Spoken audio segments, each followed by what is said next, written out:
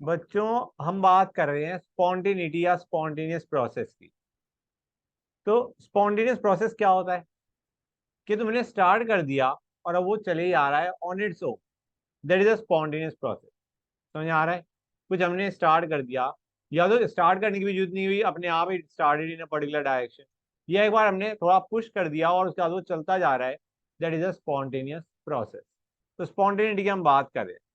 तो it is a process which can take place by itself, अपने आप चलेगा। समझ आ रहा है नहीं आ रहा है बच्चों? Once it has been initiated and that too if necessary.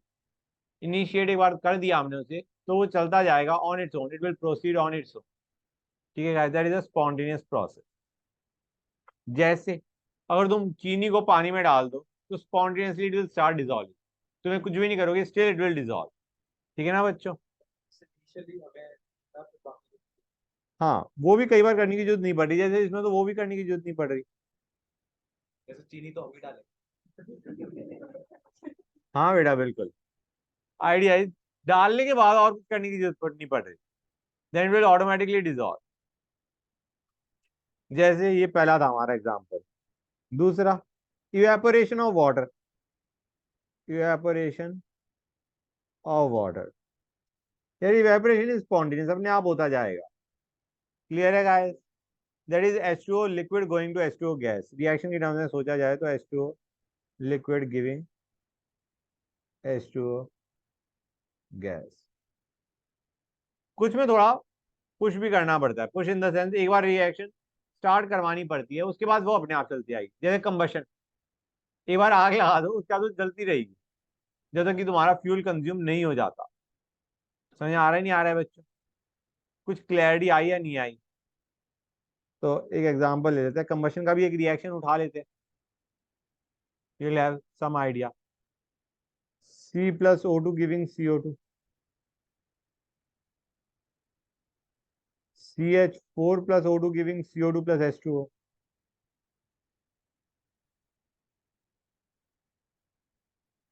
ठीक है guys? E1 CaCO3 on heating, once you heat it to a sufficient, it gives you CaO plus CO2। ठीक है गाइस? तो ये सारे हमारे क्या हो गए, spontaneous reaction at a particular temperature. इनके लिए कंडीशन भी है। किसी एक टेम्परेचर पे कोई रिएक्शन स्पॉन्टेनियस होगी, हो सकता है एक डिफरेंट टेम्परेचर पे वो रिएक्शन स्पॉन्टेनियस ना रहे। ठीक है गाइस? तो it for a particular condition the reaction has got to be spontaneous. कि इन कंडीशन में अगर हमने रखा रिएक्टेंट्स को, तो they will combine to give product. Fine guys? Spontaneous reactions को इरिवर्सिबल भी बोलते हैं। ठीक है गाइस? कोई डाउट यहां तक? तो बच्चों, स्पॉन्टेनिटी के लिए हमारे पास हमने कहा क्या क्या कंडीशंस होनी चाहिए कि रिएक्शन या process for that matter spontaneous हो। प्रोसेस में एग्जांपल क्या हो गया, अंदर का प्रेशर ज्यादा है, बाहर का प्रेशर कम है, तो एक्सपेंशन इज स्पॉन्टेनियस। क्लियर है गाइस? तो स्पॉन्टेनिटी के लिए हमारे पास फॉर रिएक्शन हम क्या कहते हैं, स्पॉन्टेनिटी फॉर रिएक्शंस की बात कर रहा हूं मैं। हम कहते हैं delta H negative is one of the factors. भाई एक्सोथर्मिक रिएक्शन है, मतलब एक्सोथर्मिक का मतलब क्या हो गया, प्रोडक्ट की एनर्जी कम है रिएक्टेंट, तो कम एनर्जी की तरफ जाना चाहेगा ना कोई चीज। तो idea is reactant will form product या रिएक्शन इज स्पॉन्टेनियस।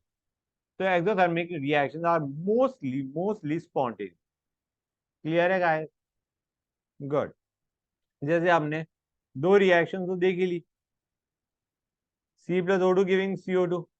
ये समझ आ रहा है नहीं आ रहा है बच्चों? ये दो हमारी एक्सोथर्मिक रिएक्शन है, they are spontaneous. Combustion reaction are spontaneous. समझ आ रहा है नहीं आ रहा है बच्चों? डेल्टा इज नेगेटिव, जैसे N2+3H2 गिविंग 2NH3। ये रिएक्शन भी क्या है बच्चों, एक्सोथर्मिक। एक्सोथर्मिक का मतलब समझ गए ना तुम, कि प्रोड ज्यादा स्टेबल, प्रोड स्टेबल है तो तुम्हारा वो बनना चाहेगा तो that means it is spontaneous, उसका बनना इज फेवर। ठीक है गाइस? समस्या क्या है, लोगों ने कहा कुछ और फैक्टर भी होना चाहिए। डेल्टा एच इज फाइन, एक फैक्टर हमें पता चल गया कि delta is negative will favour spontaneity. लेकिन देखा क्या गया, कुछ एंडोथर्मिक रिएक्शन भी स्पॉन्टेनियस है। जैसे कौन सी तुम्हारी, अभी हमने देखा था, नहीं देखा था गाइस, CO2, सॉरी ये CaCO3 giving CO plus CO2। Clear है गाइस? ये तुम्हारा इट इज स्पॉन्टेनियस। जैसे एक काम करते हैं और एग्जांपल देखते हैं। ये हमारा डेल्टा एच हम समझ चुके हैं, अब हम दूसरा क्राइटेरिया देखना चाह रहे हैं, एंडोथर्मिक रिएक्शन भी spontaneous. Endothermic reaction, some endothermic, not all, some endothermic reactions are also spontaneous. जैसे अभी हमने देखा था क्या बच्चों, हाँ, इवेपोरेशन हमने देखा था, दैट इज एंडोथर्मिक। ठीक है ना बच्चों?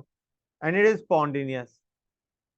NH4Cl giving NH4 plus plus Cl minus, ये तो शायद तुमने जेई के क्वेश्चन में भी देखा था।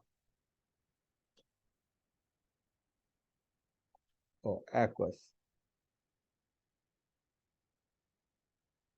की रिएक्शन एंडोथर्मिक होती है, you must be remembering that, हमने पढ़ा था। ठीक है ना guys? This is endothermic and still it is spontaneous. HgO का डिकम्पोजिशन, HgO क्या होता है? Mercuric oxide. इसका डिकम्पोज होना टू गिव HgNO2। ठीक है गाइस?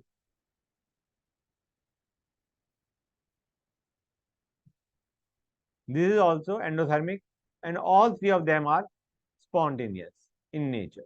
अपने आप हो जाते। क्लियर हुआ guys? H2 plus I2 giving 2HI भी तुम्हें याद होगा, HI gas, that was also endothermic, you remember that, good। तो हमने कहा भाई एक और फैक्टर भी होना चाहिए, that is एंट्रोपी बच्चों, द सेकंड फैक्टर। पहला हमारा था क्या बच्चों? पहला था स्पॉन्टेनिटी के लिए डेल्टा H नेगेटिव। दूसरे पे आते हैं द सेकंड फैक्टर, स्पॉन्टेनिटी के लिए सेकंड फैक्टर इज एंट्रोपी। हम कहते हैं एंट्रोपी बढ़नी चाहिए, एंट्रोपी बढ़नी चाहिए। एंट्रोपी होता क्या है? एंट्रोपी का एक और नाम है डिसऑर्डर या रैंडमनेस, रैंडमनेस। क्लियर है गाइस? ये हमारा हो गया एंट्रोपी। तो गाइस एंट्रोपी हमारी क्या होनी चाहिए? बढ़नी चाहिए। That is also a condition for, या it is also a factor which affect spontaneity. तो तुम रियलाइज क्या करोगे गाइस, इन तीनों में डेल्टा एस तो सपोर्ट नहीं कर रहा था, लेकिन एंट्रोपी बढ़ रही है। Entropy is favouring, product should be more stable then reactant, that is one condition. और दूसरा एंट्रोपी हमारी बढ़नी चाहिए। एंट्रोपी होता क्या? रैंडमनेस, डिसऑर्डर, या मतलब जैसे हम कहेंगे यहाँ पे एक बच्चा है शांति बैठा रहेगा, दो आ गए तो तुम्हारी एंट्रोपी बढ़ गई। अब उनके बीच में भी इंटरेक्शन हो रहा है, रैंडमनेस बढ़ गई। 10 ले आओगे और बढ़ गई। ठीक ना गाइस? नालायक बच्चा ले आओगे तो और ज्यादा बढ़ गई। शांत बच्चा लेके आए, कम एंट्रोपी बढ़ी। बढ़ेगी तब भी, नंबर ऑफ मॉलिक्यूल्स अगर बढ़ रहे होते हैं तो एंट्रोपी बढ़ती है। उनकी एनर्जी ज्यादा है तो एंट्रोपी फिर ज्यादा होगी। Getting the idea guys? ये अगर इन दोनों को बिठा दो फिर तो एंट्रोपी पता नहीं खाक छत फाड़ जाएगी। ठीक है गाइस? तो आइडिया क्या है? Randomness, that is the definition. तो रैंडमनेस क्या है? रैंडमनेस मतलब, अभी मैं बताता हूँ। जैसे हमारा जो पहली रिएक्शन की टर्म्स में समझते हैं, बाकी छोड़ो, बाहर में गई चीजें। H2O liquid giving H2O gas, हम कहते हैं सॉलिड की एंट्रोपी कम होती है, लिक्विड की उससे ज्यादा होती है, गैसेस की सबसे ज्यादा होती है। तो एक बेसिक क्राइटेरिया टू अंडरस्टैंड के रिएक्शन स्पॉन्टेनियस होगी या नहीं होगी, हम कहते हैं उसमें एंट्रोपी बढ़नी चाहिए। एंट्रोपी बढ़ने का मतलब है या तो सॉलिड से लिक्विड जा रहा है या लिक्विड से गैस जा रहा है। और अगर दोनों साइड्स में गैसेस है, रिएक्टेंट और प्रोडक्ट साइड में, तो moles of gas in the balance equation बढ़नी चाहिए। नहीं समझ आया? या तो सॉलिड की बजाय लिक्विड जाए या लिक्विड की बजाय गैस जाए, तो एंट्रोपी बढ़ रही है। और अगर दोनों तरफ गैसेस प्रेजेंट है, तो अगर तुम्हारा number of moles of gas बढ़ रहा है तो एंट्रोपी बढ़ेगी। जैसे एग्जांपल लेते हैं, पहले वाले में दिख रहा है लिक्विड से गैस जा रहा है, एंट्रोपी बढ़ रही है। That is the reason for it spontaneity. ठीक है गाइस? NH4 जब सॉलिड में उसकी एंट्रोपी कम होगी, आयंस में ब्रेक कर गया, अब आयंस मस्ती मार रहे हैं, कोई इधर जा रहा है कोई उधर जा रहा है, तो एंट्रोपी बढ़ गई। थर्ड वाले में अगर तुम देखो तो यार गैस बन रही है राइट हैंड साइड में, लेफ्ट साइड में तो सॉलिड बैठा, फिर एंट्रोपी बढ़ रही है। मुझे बताओ इस गधी रिएक्शन के अंदर, इसको मैं एक काम करता हूँ, इसमें स्टेट लिख देता हूँ, अच्छी फील आएगी। Gas, gas, gas, liquid. अब मुझे बताओ बच्चों, इसमें एंट्रोपी के बारे में तुम्हारा क्या कहना है? घट रही है। भाई दोनों तरफ गैस है, दोनों तरफ गैस है। मोल ऑफ गैस क्या हो रहा है बेटा? 3 से 1 बन रहे हैं। H2O तो लिक्विड हो गया ना। तो डू यू रियलाइज यहाँ पे एंट्रोपी डिक्रीज हो रही है। ये हमने जितनी भी रिएक्शन अभी देखी, लिविंग असाइड दिस, इसमें क्या होगा बच्चों? इसमें एंट्रोपी बढ़ रही होगी। CaCO3 solid, CaO solid, CO2 gas, इसमें एंट्रोपी बढ़ रही है। तो आइडिया क्या है? एंट्रोपी का बढ़ना और एनर्जी का गिरना, that is the criteria for spontaneous. Delta S should be positive, delta H should be negative for spontaneous. और ये हम सारी बात किसकी कर रहे हैं? हाँ बेटा, क्या बेटा? Delta S, delta S should be positive, delta H should be negative for spontaneous. और इन दोनों फैक्टर्स को हमें उठाना पड़ेगा साथ में, इन दोनों फैक्टर्स को हम साथ में उठा रहे हो फॉर रिएक्शन क्या है, क्योंकि इन दोनों फैक्टर्स का क्यूमुलेटिव इफेक्ट बताएगा कि रिएक्शन स्पॉन्टेनियस होगी या नॉन स्पॉन्टेनियस होगी। क्लियर हुई ये चीजें? नहीं हुई गाइस? ओके, तो जरा एंट्रोपी पे आते हैं। Entropy is denoted by S. S is a state function, it depends on initial and final state. मतलब साइक्लिक प्रोसेस में अगर तुम देखोगे एंट्रोपी चेंज क्या आने वाला है? जीरो। इनिशियल और फाइनल स्टेट सेम होती है ना cyclic process. And extensive property, भाई मास ज्यादा होगा, अमाउंट ऑफ सब्सटेंस ज्यादा होगा, तो एंट्रोपी भी ज्यादा होगा। क्लियर है गाइस? अगर प्रोसेस के लिए देखा जाए, सिस्टम के लिए, it is entropy finally minus entropy initial. Delta S of system निकालना है, उसकी entropy finally minus initially will give us entropy change. Reaction के लिए हम क्या कहेंगे?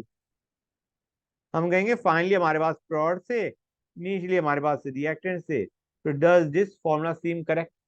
बताओ बच्चों, S of P minus S of R के बारे में तुम्हारा क्या कहना है?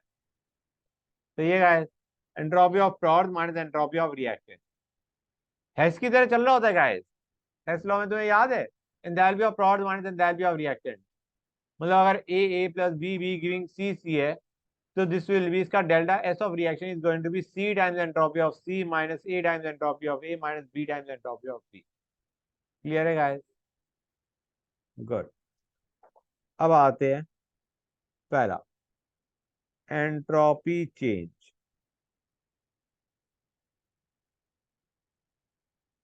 For reversible process.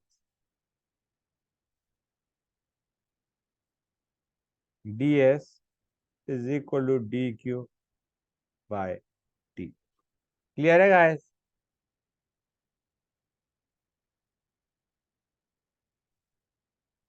dq reversible by t। Heat supplied reversibly, स्लाइड हीट में सप्लाई करी reversibly at a temperature t, तो this is the formula for ds। ठीक है बच्चों? तो डेल्टा इस क्या बन जाएगा? Integrate the dam equation. हाँ है ना बच्चों? अब डी क्यू को मैं लिख सकता हूँ, q is basically NCm delta t, this will B NCm dt।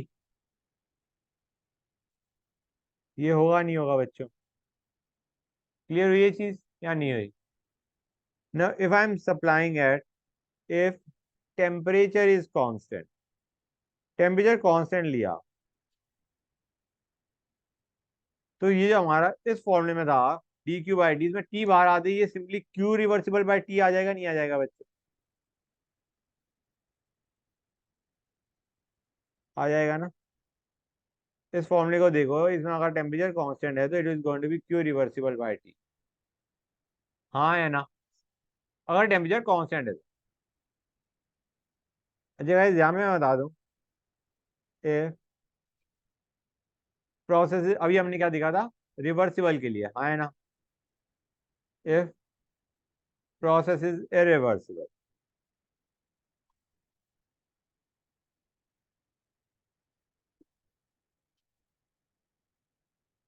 तो क्या बोलने वाला है, then ds is greater than dq by T. Okay, reversibly के लिए हमारा फॉर्मूला डिफाइंड है, infinitely slow, getting the idea guys, right. तो अब मैं कुछ चीजें लिख रहा हूँ, सुनते आना, नोट, लिखते आना रहेगा, सुनते आना नहीं, लिखते आना। if heat is absorbed,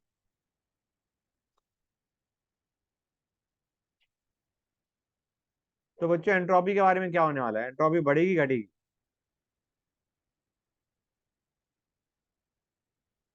entropy बढ़ेगी।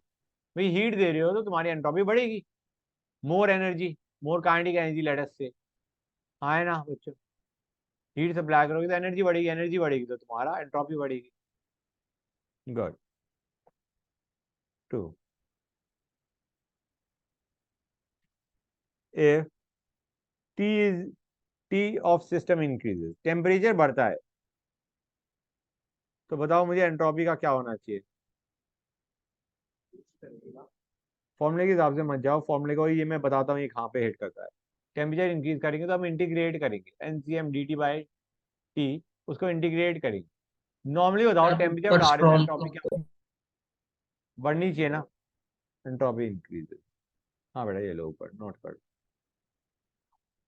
क्लियर है गाइस, गुड। अगर टेम्परेचर बढ़ाओगे तो तुम्हारी एंट्रोपी बढ़ेगी। अच्छा अगर हमने दो डिफरेंट टेम्परेचर पे हीट सप्लाई करी, ठीक है ना बच्चों, टेम्परेचर बीइंग कांस्टेंट, तो लोअर टेम्परेचर पे एंट्रोपी राइज ज्यादा आएगा या हायर टेम्परेचर पे एंट्रोपी राइज ज्यादा आएगा, entropy rise delta S lower में होगा। गेटिंग द आइडिया गाइस, क्यों हीट तुमने सेम सप्लाई करी, एक बार लोअर टेम्परेचर पे हीट सप्लाई करी, एक बार हायर पे करी, तो लोअर टेम्परेचर पे जो राइज इन एंट्रोपी है वो ज्यादा आना चाहिए। Clear guys, rise in entropy delta S की बात करें, कोई डाउट यहां तक। नेक्स्ट पे आते, कर लिया नोट बेटा Raghav, yes okay. Next, for fix volume system, for fix volume system अगर नंबर ऑफ मॉलिक्यूल्स बढ़ेंगे तो क्या होगा बच्चों, नंबर ऑफ पार्टिकल्स बढ़ेंगे,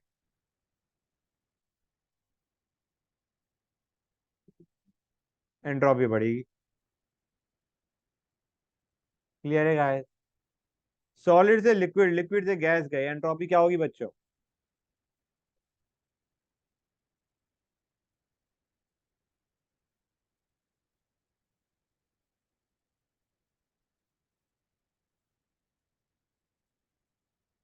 entropy increases, entropy of solid is least,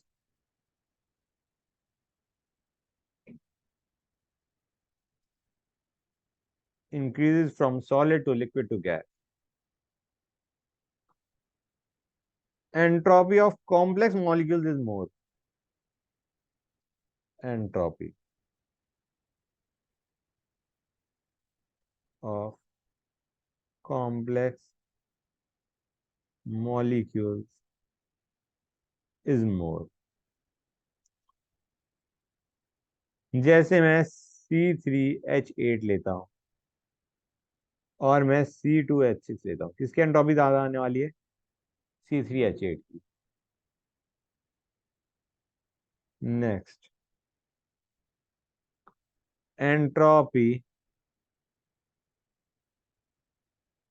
of ionic solids increase with decrease in attraction, attraction कम होगी तो ions will be relatively less strongly held, एंट्रोपी बढ़ेगी। ठीक है गाइस, अट्रैक्शन कम तो हमारा एंट्रोपी ज्यादा। क्लियर है गाइस, तो मुझे एक चीज बताओ, ये जो अट्रैक्शन है इसको हम क्या बोल सकते हैं, लैटिस एंथैल्पी की काइंड ऑफ बात करें, लैटिस को तोड़ने की बात करें, जिसकी लैटिस एंथैल्पी ज्यादा है उसकी एंट्रोपी क्या होगी, खुद सोच कर आओ। लैटिस तोड़ने के लिए एनर्जी ज्यादा देनी पड़ रही है तो उसकी एंट्रोपी ज्यादा होगी, कम होगी? कम होगी। करेक्ट।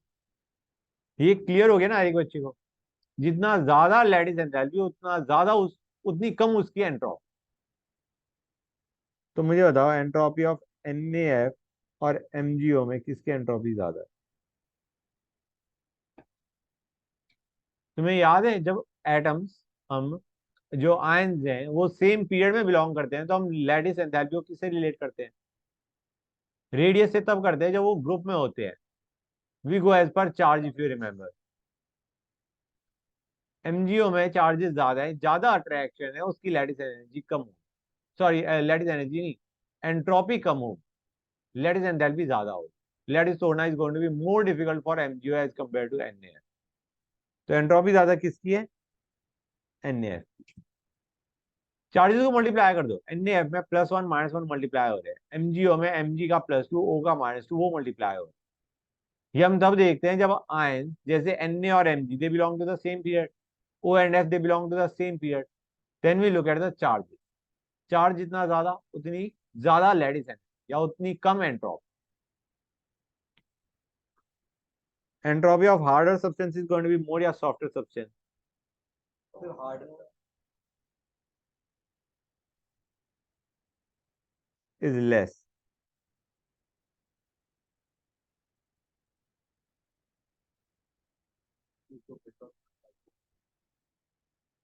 हाँ, मतलब डायमंड और ग्रेफाइट में किसकी एंट्रोपी कम आने वाली है? गुड।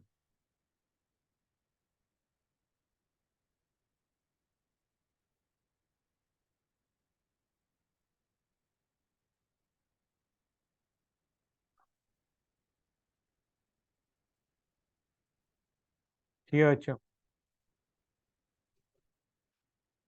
हाँ बेटा, एंट्रोपी कार में एक चीज समझ आ गई तुम्हें? एंट्रोपी से तुम्हारा क्या रिलेटेड है? स्पॉन्टेनिटी। एंट्रोपी और एंथैल्पी से क्या रिलेटेड है तुम्हारा? स्पॉन्टेनिटी ऑफ अ प्रोसेस और रिएक्शन। ठीक है guys? तो फर्स्ट लॉ ऑफ थर्मोडायनेमिक्स हमारा क्या कहता है? First law of thermodynamics talks about conservation of energy, is law of conservation of energy. ये तो बताता है वो कि एनर्जी इज फिक्स।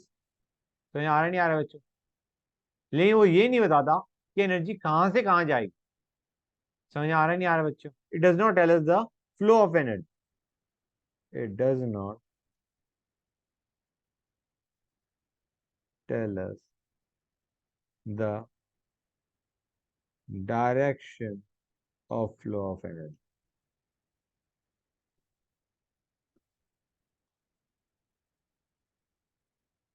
ठीक है गाइस? अब हमें कैसे पता चलेगा कि कौन सी डायरेक्शन स्पॉन्टेनियस है, कौन सी नॉन स्पॉन्टेनियस है? उसके लिए हम बात करेंगे delta S total.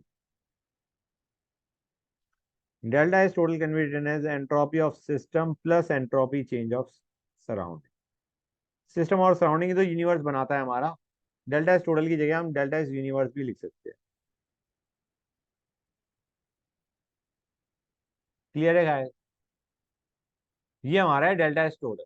And for a process और a reaction to be spontaneous this should be greater than zero. Entropy बढ़नी चाहिए, टोटल एंट्रोपी बढ़नी चाहिए सिस्टम प्लस सराउंडिंग का मिला के, फॉर अ प्रोसेस और a reaction to be spontaneous. तो मैं लिख दूं फॉर अ प्रोसेस और reaction to be spontaneous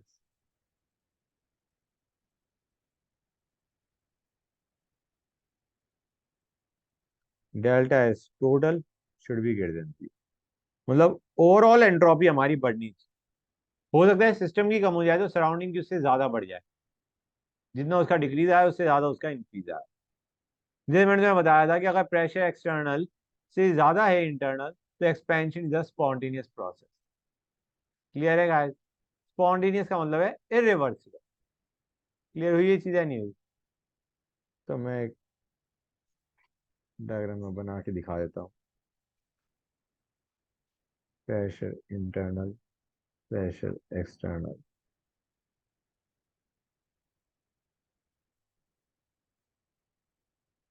Expansion is spontaneous,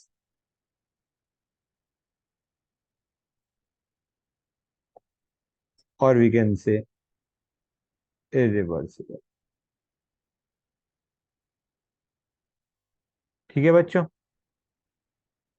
So this is very important. For spontaneity, delta S total should be greater than 0. हाँ बेटा?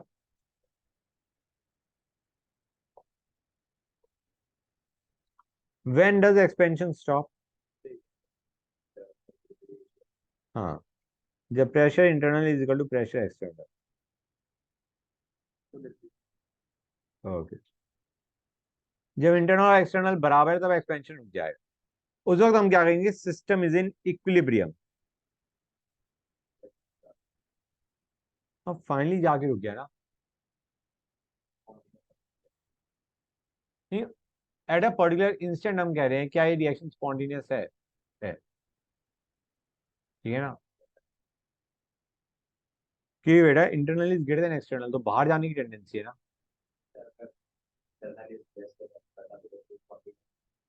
Internal less than external होगा तो contraction will be spontaneous.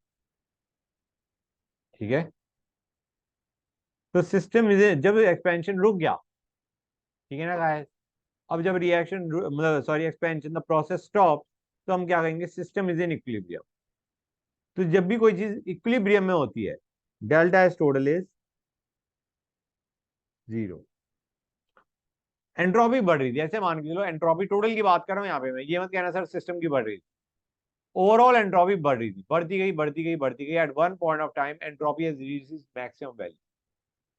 अब उसके बाद किसी भी डायरेक्शन में जाए, फॉरवर्ड या बैकवर्ड, वो दोनों ही हमारे क्या है?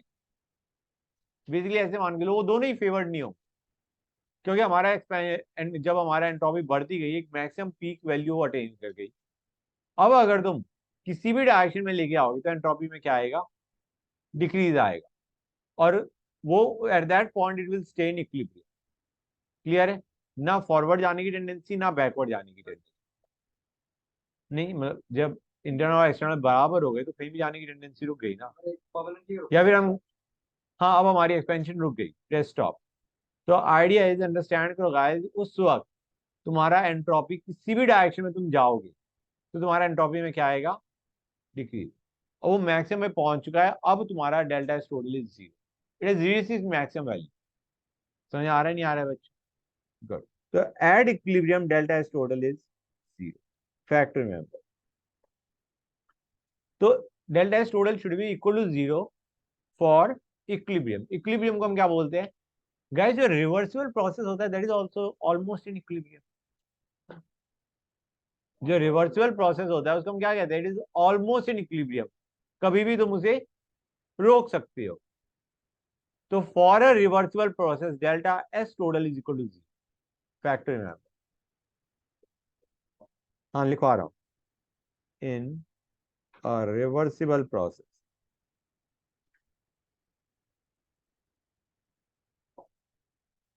System and surrounding are almost in equilibrium.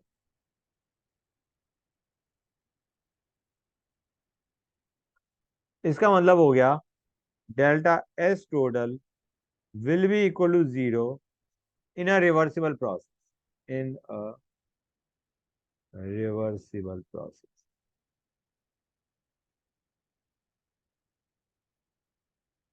Clear है गाइस? रिवर्सिबल प्रोसेस में डेल्टा एस टोटल क्या आता है? 0। That is very nice. अब आते हैं delta S of system and surround के फॉर्मूले।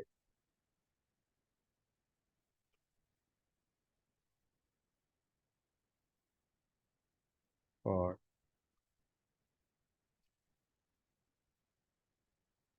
डिफरेंट प्रोसेस ठीक है बच्चों, हम कहेंगे डेल्टा एस क्या होता था सिस्टम का। It was integral of d Q by T, right. इसको मैं लिख सकता हूँ d U plus P d V. ऐसे मान के चलो, तुम्हारा ये हमने करा था, नहीं किया था, D q plus d W is equal to d U. हाँ है ना। और डी डब्ल्यू क्या होता है, minus P d we.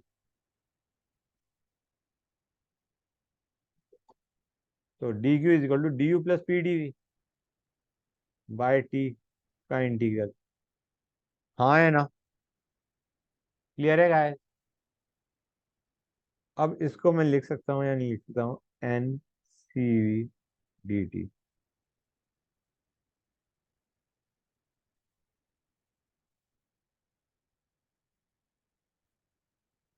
This will be equal to n C V d T by T. ये मैं इंटीग्रेट कर रहा हूँ, तुम्हें इंटीग्रेशन नहीं, तुम्हें फाइनल फॉर्मूला याद होना चाहिए। और पी बाई टी को लिख सकता हूँ N R by V D V. Integrate करने पे ये बंदा पहुंच गया इस पे, N C V L N T two by T one plus N R L N V two by we.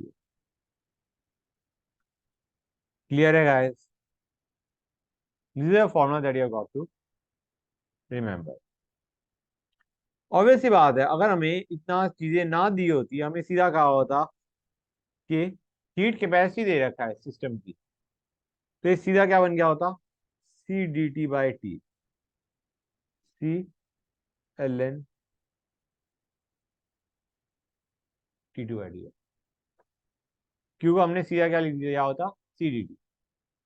समझ आ रहा है नहीं आ रहा है बच्चों। अगर हमें हीट कैपेसिटी दे रखी होती, rather than giving us all these values, अगर हमें सीधा वो दे रखा होता तो हमने डायरेक्ट फॉर्मूला लगा दिया होता। क्यू का तुम्हें याद है ना, एनसीएम डी टी किया था हमने। हाँ है ना।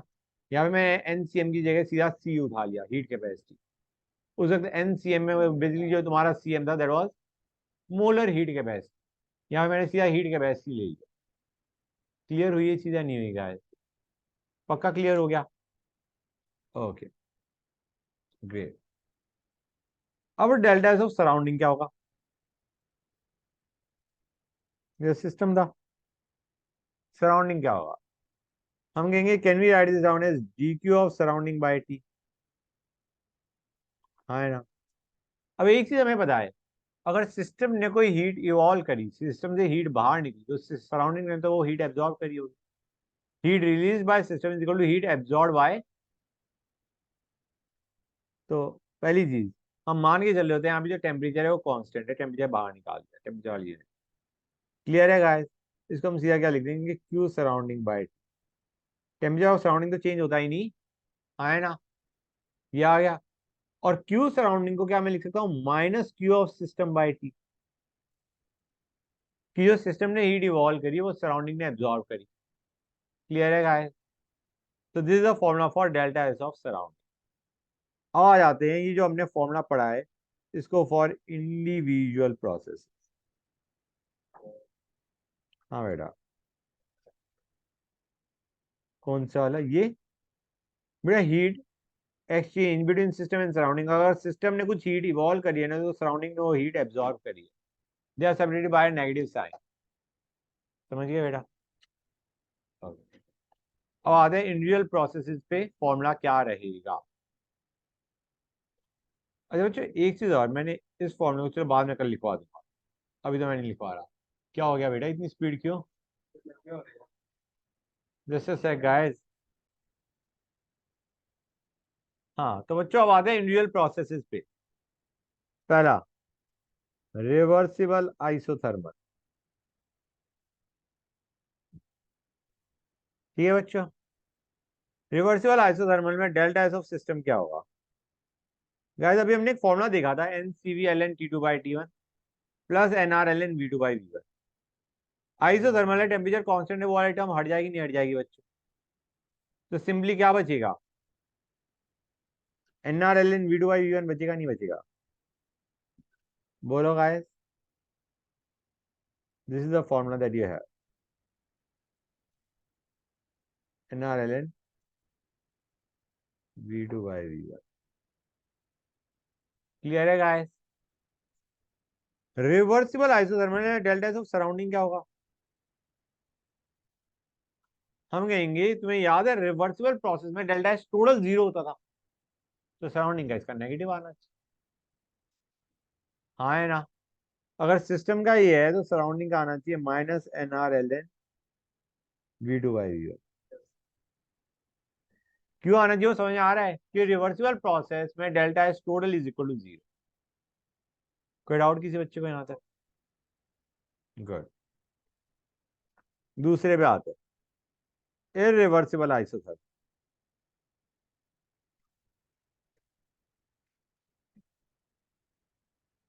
डेल्टा एस सिस्टम क्या होगा? हम कहेंगे यार जो फॉर्मूला हमने देखा था वो रिवर्सिबल के लिए देखा था, लेकिन do you realise entropy is a state function.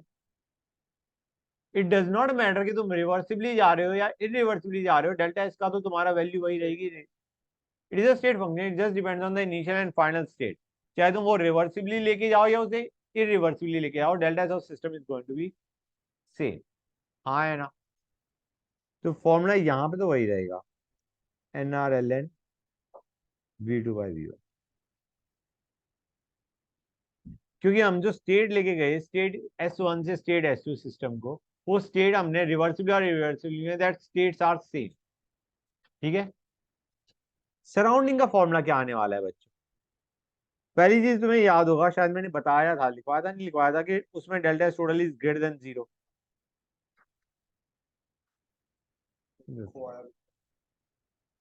Delta S total should normally भी ग्रेटर देन 0। ठीक है ना बच्चों? इक्वल टू 0 रिवर्सिबल में आता है। हाँ है ना बच्चों? तो अब हमारा delta S total should be greater then 0, पहली चीज। क्लियर है? सिस्टम प्लस सराउंडिंग की जो वैल्यू है should come out greater than 0। Delta S of surrounding कैसे निकालोगे बच्चों? It is -Q of system by T। हाँ है ना? बताओ गाइस, कर सकते हैं नहीं कर सकते हैं? हम कहेंगे एक और चीज, Q plus W is equal to delta U, right? And delta U is 0, क्योंकि टेम्परेचर कांस्टेंट है। तो -Q क्या बन जाएगा? W। And W is what? Minus pressure external delta V। Work done यही तो होता है रिवर्सिबल में। This is a formula you have got to learn, remember as, not learn, remember. Clear है गाइस? समझ आ रहा नहीं आ रहा है बच्चों? और इन दोनों का सम सिस्टम और सराउंडिंग का क्या आने वाला है बच्चों? Greater than 0, irreversible. ठीक है गाइस? हाँ बेटा। अब आते हैं रिवर्सिबल एडियाबैटिक। यार एडियाबैटिक के अंदर समझो, हीट एक्सचेंज तो हुआ ही नहीं। समझ आ रहा है नहीं आ रहा है बच्चों? हीट एक्सचेंज तो हुआ ही नहीं। तो सराउंडिंग ड्यूरेलाइज surrounding was -Q of system by T, यार वो तो 0 आ जाएगा। डू यू रियलाइज यहाँ पे delta is surrounding in either case, चाहे तुम रिवर्सिबली करो इरिवर्सिबली करो, डेल्टा इज सिस्टम सराउंडिंग तुम्हारा 0 आने वाला है। हाँ या ना? तो सिस्टम क्या आएगा? रिवर्सिबल प्रोसेस है गाइस, तो टोटल 0 होता है, तो डू यू रियलाइज सिस्टम भी 0 आना चाहिए। सराउंडिंग 0 इसलिए है क्योंकि तुम्हारी हीट एक्सचेंज नहीं हो रहा between system and surrounding. Q of system is basically 0। हाँ है ना? तो you can easily understand delta is surrounding is 0। और सिस्टम का क्यों 0 होगा? क्योंकि हमें पता है टोटल इज कमिंग आउट 0। और वैसे इसका जो फॉर्मूला होता है वो फॉर्मूला यही होता है, पूरा फॉर्मूला हम वही यूज करेंगे, NCVln T2/T1 plus NRln V2/V1। लेकिन क्योंकि ये रिवर्सिबल एडियाबैटिक है, हमें पता है P, VH और गामा क्या होता है बच्चों? कांस्टेंट। क्लियर है गाइस? तुम इसको अगर इसमें यूज करते हो, ठीक है बच्चों, तो you will get your answer as zero, delta S of system zero निकल के आए। हाँ हाँ, क्यों करना? नहीं करेंगे। फैक्टरी मेंबर पे आओ। क्लियर है गाइस? पीएच और गामा कांस्टेंट होता है रिवर्सिबल एडियाबैटिक के लिए। इसको अगर इसमें डालोगे तो you will realise this will come out equal to zero. Irreversible adiabatic में पीएच और गामा कांस्टेंट नहीं होता, उसमें डेल्टा एस ऑफ सिस्टम क्या आने वाला है, सम पर्टिकुलर वैल्यू, जीरो नहीं आएगा। क्लियर है गाइस? और सराउंडिंग इन एनी केस तब भी क्या रहेगा, जीरो, कि वहां पे उसके तो हीट मिली नहीं कुछ, no exchange between system and surround. Clear है गाइस? तो let us go to fourth, irreversible adiabatic.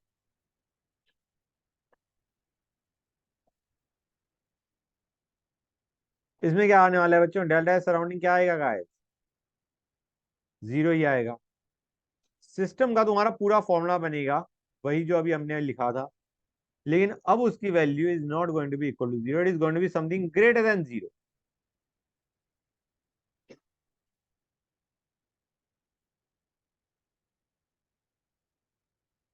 This is going to be something greater than zero का, क्योंकि हमें बताया सिस्टम प्लस सराउंडिंग क्या आता है इरिवर्सिबल में, पॉजिटिव आ रहा होता है, ग्रेटर देन जीरो आ रहा होता है। सराउंडिंग तो जीरो है, system is going to be something greater than zero का है। क्लियर हो गई ये चीज बच्चों? नेक्स्ट पे आते हैं। हाँ क्या है? मतलब ये फॉर्मूला है। हाँ, अलग अलग अलग मतलब उसी को जो हमारा इनिशियल जो हमने फॉर्मूला उठाया था, N C V L N T two by T one plus N R L N V two by V one, उसी को हम मॉडिफाई करते जा रहे हैं। बेसिक वही है। तो अगर तुम बेसिक याद रख लेते हो तो तुम्हारे ये सारा रटना आसान हो जाएगा।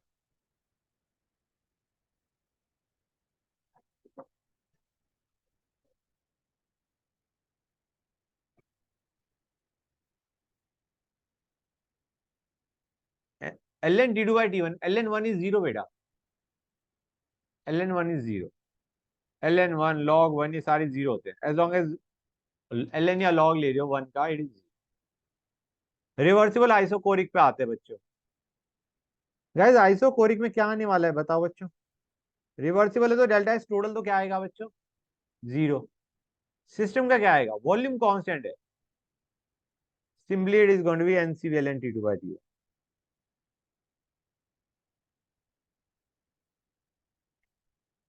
ठीक है गाइस? सराउंडिंग का क्या आएगा, नेगेटिव ऑफ दैट। हाँ या ना? क्लियर है गाइस? गुड।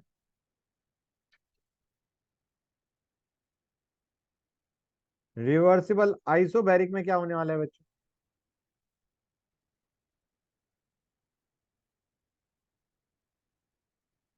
गाइस पूरा फॉर्मूला वही लिख दे?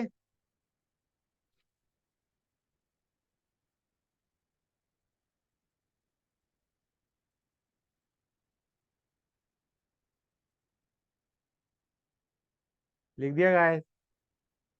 अब हम कहेंगे प्रेशर कांस्टेंट है, मतलब हमारा वी बाई टी की रेशियो कांस्टेंट है। हाँ है ना? पी कांस्टेंट का मतलब V is directly proportional to T. मतलब यहाँ पे मैं V two by V one की जगह T two by T one लिख सकता हूँ, नहीं लिख सकता हूँ बच्चों?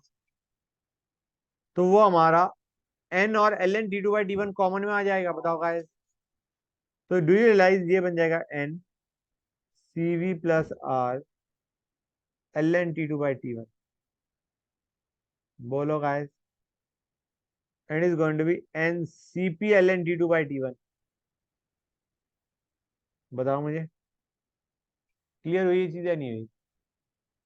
इसको तुम डायरेक्टली ये भी कर सकते थे कि जब हम करते थे D Q by T, D Q by T करते थे नहीं करते थे बच्चों, यहाँ पे डी क्यू क्या बन जाएगा, N C P d T बन जाएगा, नहीं बन जाएगा गाइस? हाँ है ना? इंटीग्रेट किया तुम्हारा n C P L N T two by T one निकल के आ गया। सराउंडिंग का क्या आने वाला है रिवर्सिबल आइसोबैरिक में, नेगेटिव ऑफ दैट।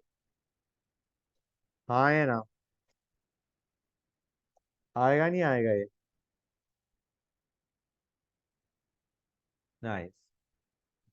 और T2/T1 की जगह V2/V1 भी ले सकते हैं, प्रेशर कांस्टेंट है guys.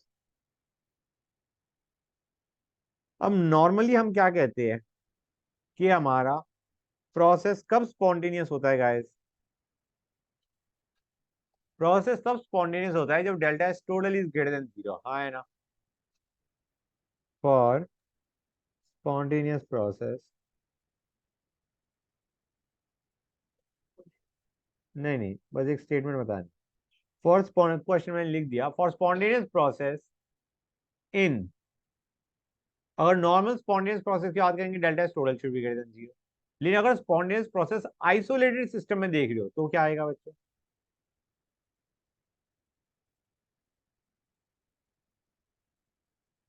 So do you realize surrounding is going to be equal to 0? Delta S of surrounding is going to be equal to 0. Isolated का मतलब है no heat exchange between system and surrounding. तो in that case हमारा delta S of system should be greater than 0. Spontaneous process के लिए delta S total should be greater than 0. यहाँ पे delta S of surrounding will be equal to 0. तो idea is यहाँ पे condition delta S total के बजाय क्या पहुंच गई? delta S of system should be greater than 0. समझ आ रहा है नहीं आ रहा है बच्चों? क्योंकि delta S of surrounding will be equal to 0. No heat exchange between system and surrounding. ठीक है गाइस, ओके नेक्स्ट पे आते हैं। हाँ बेटा, जाओ बेटा। हाँ मैं अभी बस हेडिंग लिख के रोक रहा हूँ। Entropy change due to isothermal mixing.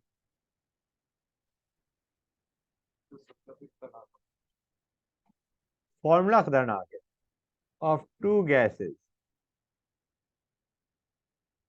Eight constant pressure. Isothermal mixing का मतलब क्या है बच्चों? टेम्परेचर कांस्टेंट और प्रेशर भी हमने क्या रखा है? कांस्टेंट। मतलब यहाँ पे डू यू रियलाइज कि जो तुम्हारी वॉल्यूम है that will be directly proportional to N.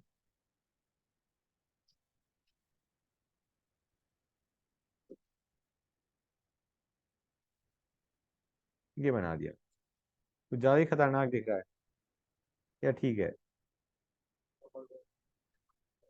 Getting the idea? A B,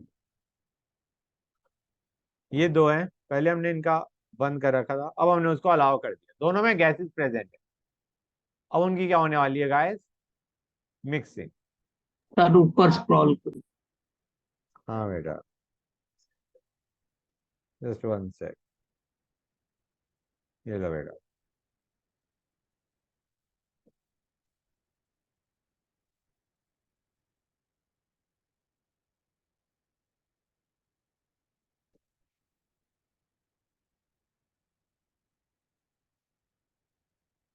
guys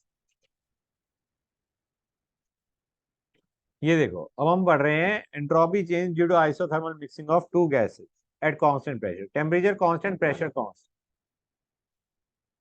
पहले हमारा ए कंटेनर में कुछ मोल्स ऑफ गैस थे, N1 मोल, बी कंटेनर में N2 मोल्स ऑफ गैस थे। पी और डी सेम है, कांस्टेंट है, ठीक है ना बच्चों? जब मिक्सिंग होगी तो तुम्हारा एंट्रोपी बढ़ेगी या नहीं बढ़ेगी? पहले ये बताओ। It is just like that dissolution process, dissolution process is, उसमें एंट्रोपी बढ़ती है। नहीं मोल्स मतलब इंडिविजुअल मोल्स है, हम कहेंगे डिसोल्यूशन के अंदर तो तुम्हारा एक तरीके हम कहते नहीं कि मिक्सिंग होने से, basically mixing is a spontaneous process, उसमें एंट्रोपी बढ़ती है। क्लियर है गाइस? तो हमारा यहाँ पे जब दोनों गैसेस की मूवमेंट होगी तो there is going to be increase in entropy guys. Temperature constant है तो हमारा डेल्टा एस ऑफ सिस्टम क्या होता था गाइस? अगर हमारा टेम्परेचर कांस्टेंट है, what was the formula that we used to have delta S of system का? हाँ, डेल्टा, हाँ मैं डेल्टा एस पूछ रहा हूँ बेटा, delta S of system NR ln V2/V1 होता है नहीं होता है बच्चों? की टेम्परेचर तो कांस्टेंट है, का फॉर्मूला होता है NCV ln T2/T1 जो कि कट गया, प्लस NRln V2/V। हाँ है ना बच्चों? हम कहेंगे पहली चीज डेल्टा एस ऑफ सिस्टम, या delta S can be written as delta S for gas A plus delta S for gas. कर सकते हैं नहीं कर सकते हैं? Increase in entropy of gas A plus increase in entropy of gas B. Basically understand करने की चीज ये है कि हमने वॉल्यूम एक तरीके से बढ़ा दी। पहले N1 मोल्स ऑफ गैस से V1 वॉल्यूम में थे, अब हमने वॉल्यूम बढ़ा दी तो they got more space to move about, randomness बढ़ जाएगी। सिमिलरली जो हमारी N2 मोल्स ऑफ गैस थे, पहले वो वॉल्यूम V2 में थे, अब total volume V1 plus V2।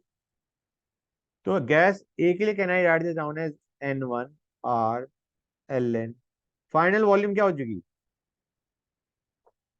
Initial volume was 0 plus N2 R V1 plus V2 by V2। ये चीज समझ में आई नहीं आई? भाई तुमने वॉल्यूम बढ़ा दी for the gas to move, तो ऑब्वियसली आधा एंट्रोपी बढ़ेगी। तो ये हमारा एक्सप्रेशन बन जाएगा। अब ये एक्सप्रेशन को मैं थोड़ा मॉडिफाई करता जाऊँ, क्योंकि हमारे को एक और फॉर्मूला है जो कि डायरेक्ट यूज में आता है, तो उसको डिराइव कर रहा हूं मैं। गाइस क्योंकि पी और डी कांस्टेंट है, V is directly proportional to n, तो मैं इसको लिख सकता हूँ N1 plus N2/N1 plus N2 N1 plus N2/N2।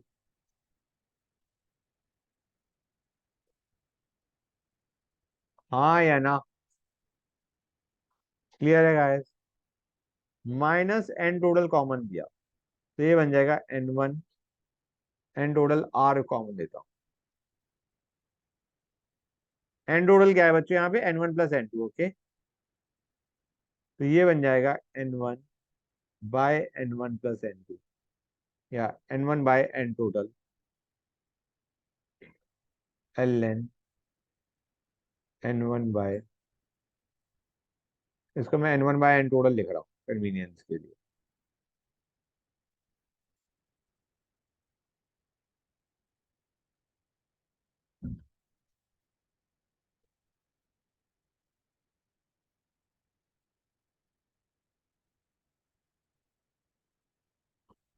कुछ समझ में आ रहा है मैं किस तरफ जा रहा हूँ? मैं मोल फ्रैक्शन की तरफ जा रहा हूँ।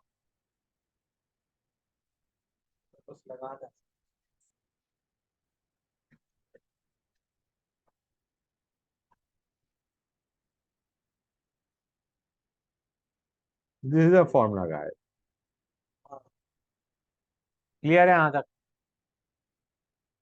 कि बेटा हमने माइनस साइन बाहर लिया, तो बेटा ये जो N1 प्लस N2/N1 है वो N1/N1 प्लस N2 बन गया। तो हमें पता होना चाहिए minus ln x is equal to ln1/x।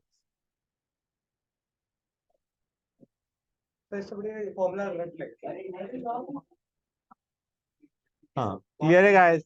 तो मैंने जब माइनस साइन लगाया तो मैंने न्यूमरेटर डिनोमिनेटर इंटरचेंज कर दिया। क्लियर है गाइस? और बाकी तो एन टोटल से मल्टीप्लाई डिवाइड किया है, बाकी तो मैंने एन टोटल से मल्टीप्लाई डिवाइड किया है। ठंडा कर दूं? बेटा हेल्प हिम आउट। गाइस ये फॉर्मूला रट लो। क्या भाई कितनी बुरी दुआ नहीं। अरे यार बच्चों प्लीज आवाज नहीं, मोल फ्रैक्शन दी है। गाइस हो गया? अब आते हैं second law of thermodynamics. Guys ये फॉर्मूले याद करने के हैं, याद नहीं करोगे ना तो एग्जाम में नहीं होने वाला। फॉर्मूले याद किससे रह गए?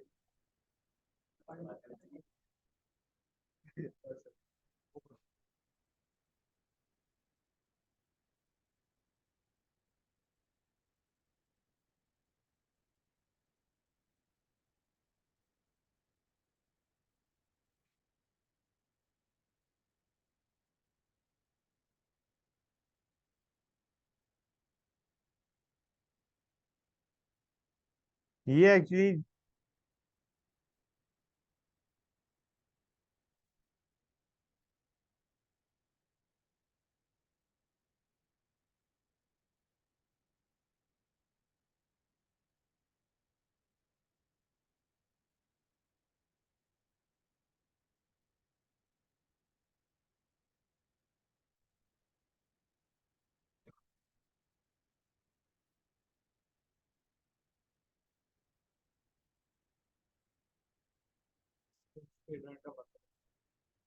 बेटा ये जो हीट इंजन वाला है ये बिना सर करवाएंगे, ठीक है ना।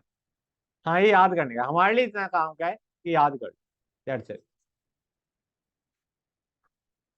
हाँ बिना सर बताएंगे। वो फिजिक्स में है, नहीं मैं नहीं दूंगा, मेरे हाल में नहीं आता। केमिस्ट्री में इसका ज्यादा यूज नहीं है। थर्ड लॉ ऑफ थर्मोडायनेमिक्स पे आते हैं अब। हाँ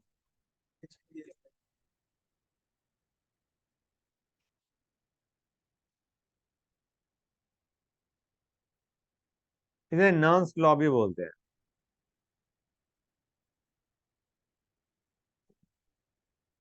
नर्म्स ये कहता है at absolute zero.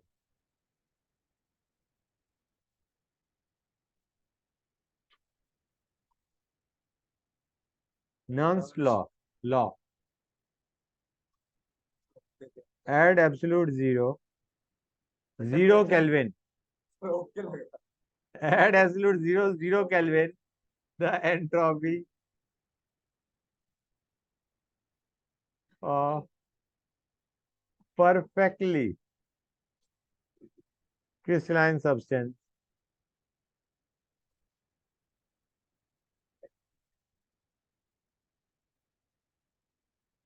is taken as zero।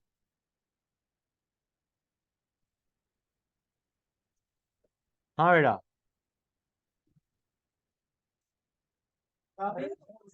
मुझे आवाज है कुछ, बेटा शांति। हाँ,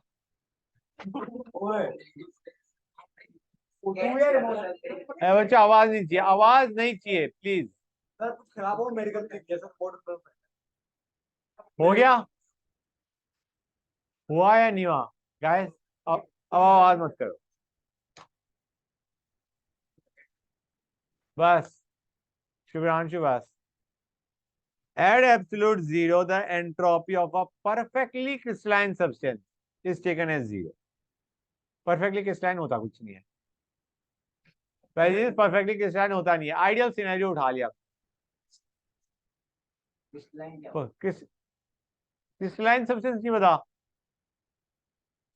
जिसमें तुम्हारा सिमेट्री बहुत ज्यादा होती है, जैसे जैसे NaCl के क्रिस्टल्स हैं, दे आर क्रिस्टलाइन, ठीक है ना। क्रिस्टलाइन एनहाइड्रस पढ़ा है, हाँ ओके फाइन।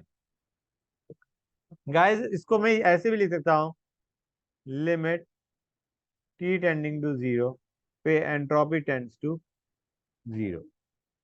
ऊपर वाला बेटा होल्ड ऑन, ये मिटा क्यों नहीं।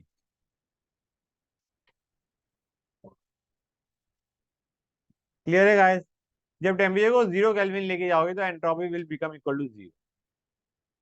Now another important thing to note,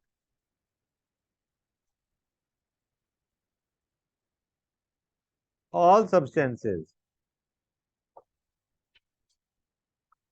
have same heat capacity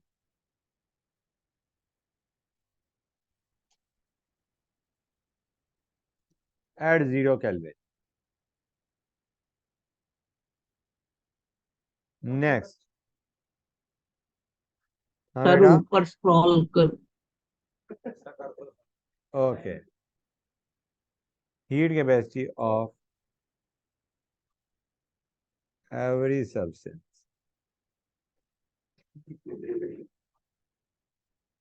अभी कर रहा हूँ,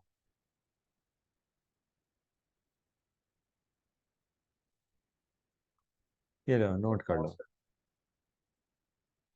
टाइम लगेगा क्या नोट करने में, फटाफट नोट करो बेटा। हाँ ये सारा नोट कर लिया नीचे का। All substances have same heat capacity at zero Kelvin and that heat capacity is actually zero। Clear है गाइस, फैक्ट रिमेंबर ओके। अब आते हैं रिएक्शन पे बच्चे, let us go on to reaction. ये जो हमने फॉर्मूला देखा कौन सा वाला, NCVln d2i1 plus nRln v2i1, that was for a process, expansion contraction, heat the, heat बाहर निकालिए, दैट नॉर्मल प्रोसेस। हाँ बेटा,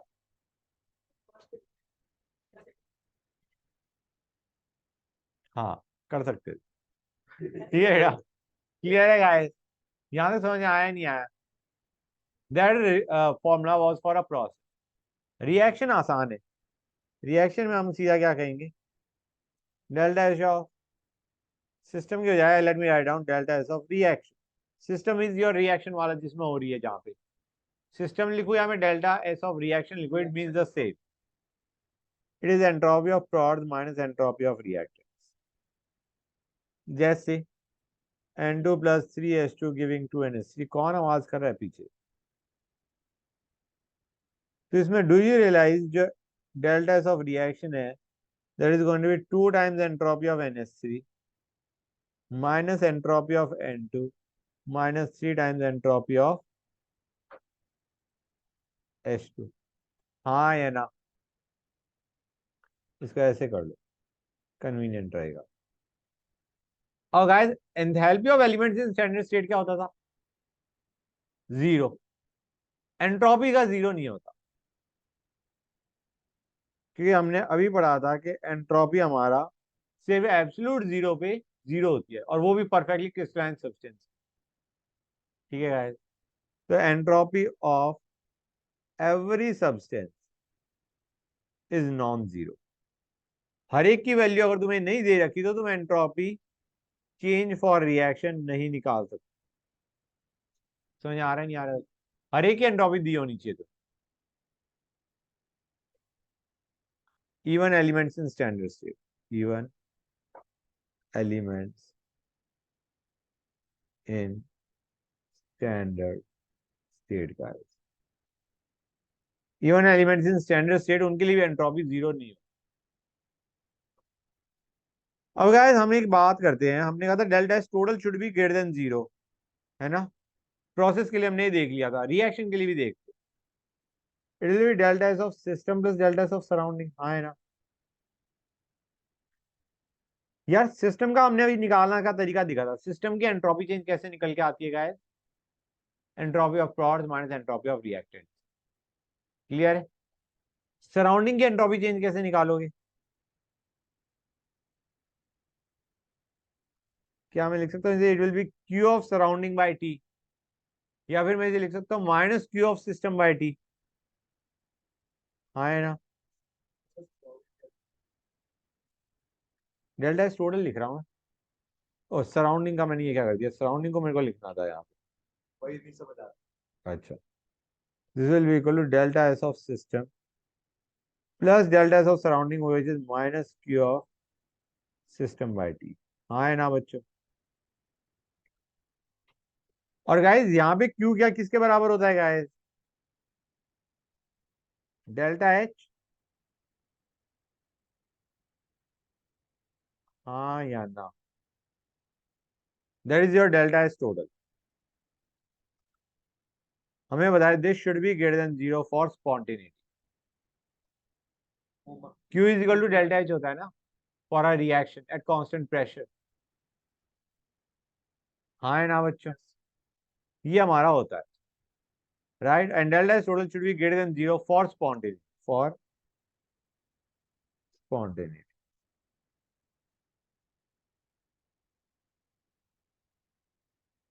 क्लियर है बच्चों? Well that is nice.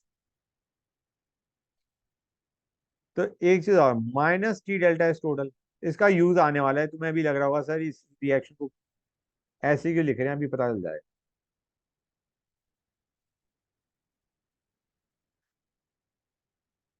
ये होगा नहीं होगा बेटा? माइनस सीधे पूरे को मल्टीप्लाई कर दिया। अब अगर delta H total should be greater than zero for spontaneity, तो minus T delta H total this should be less than zero for spontaneity. अभी हम थोड़ी देर में पढ़ेंगे गिब्स एनर्जी, तब तुम रियलाइज करोगे this is delta G. Okay, अभी थोड़ी देर में पढ़ेंगे, गिव इट सम टाइम। एक चीज समझ आ रही नहीं आ रही है, रिएक्शन का हमें डेल्टा एच टोटल अगर निकालना है, हमें ये डेल्टा जी निकालना है। मैंने अभी बताया था तुम्हें दिस इज डेल्टा जी। तो तुम्हें क्या दिया होगा? एंथैल्पी चेंज तुम निकाल सकते हो रिएक्शन का, तुम्हें पता है enthalpy of product minus reactant या हेस लॉ से जो निकलता था। क्लियर है गाइस? और डेल्टा एस ऑफ सिस्टम कैसे निकालोगे? प्रोडक्ट्स माइनस रिएक्टेंट्स की एंट्रोपी। जैसे एंथैल्पी क्या था, प्रोडक्ट्स माइनस रिएक्टेंट्स, वैसे एंट्रोपी भी प्रोडक्ट्स माइनस रिएक्टेंट्स। टेम्परेचर से तो मल्टीप्लाई करेंगे। क्लियर है गाइस? एक और चीज, जब तुम फॉर्मूले देखोगे इसके, तुम रियलाइज करोगे डेल्टा एस ज्यादा दिया होता है तुम्हें किलो जूल में या किलो कैलोरी में, और जो डेल्टा एस दिया होता है वो दिया होता है जूल या कैलोरी में। 1000 का फर्क आ रहा होता है, गलती मत कर देना। डेल्टा एस ज्यादा होगा किलो जूल पर मोल वगैरह में, और एंट्रोपी चेंज होगा जूल पर मोल। क्लियर है guys? Good. Special cases.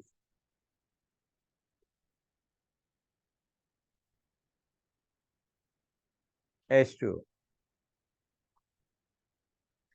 H2O liquid लिया है पहले, लिक्विड लेते हैं। H2O liquid giving H2O gas.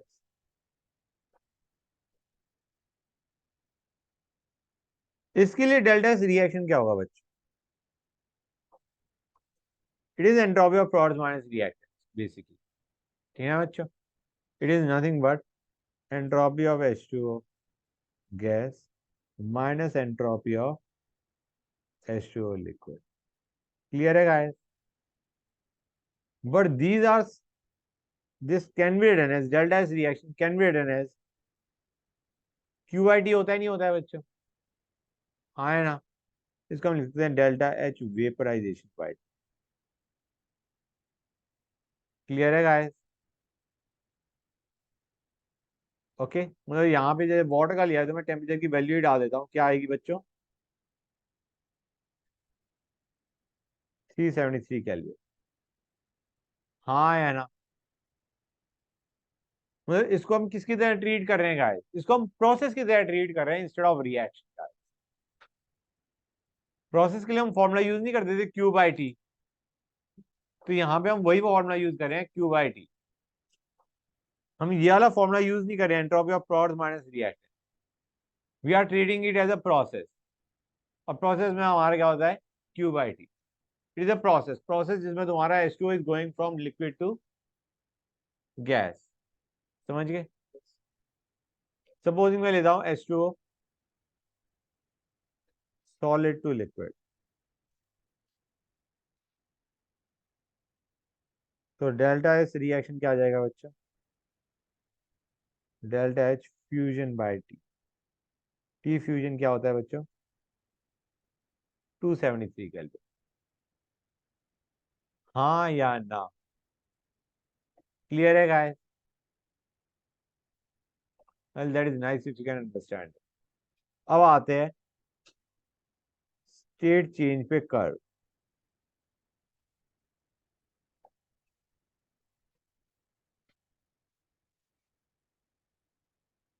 Entropy versus temperature, इस टाइप का कर्व जा रहा होता है।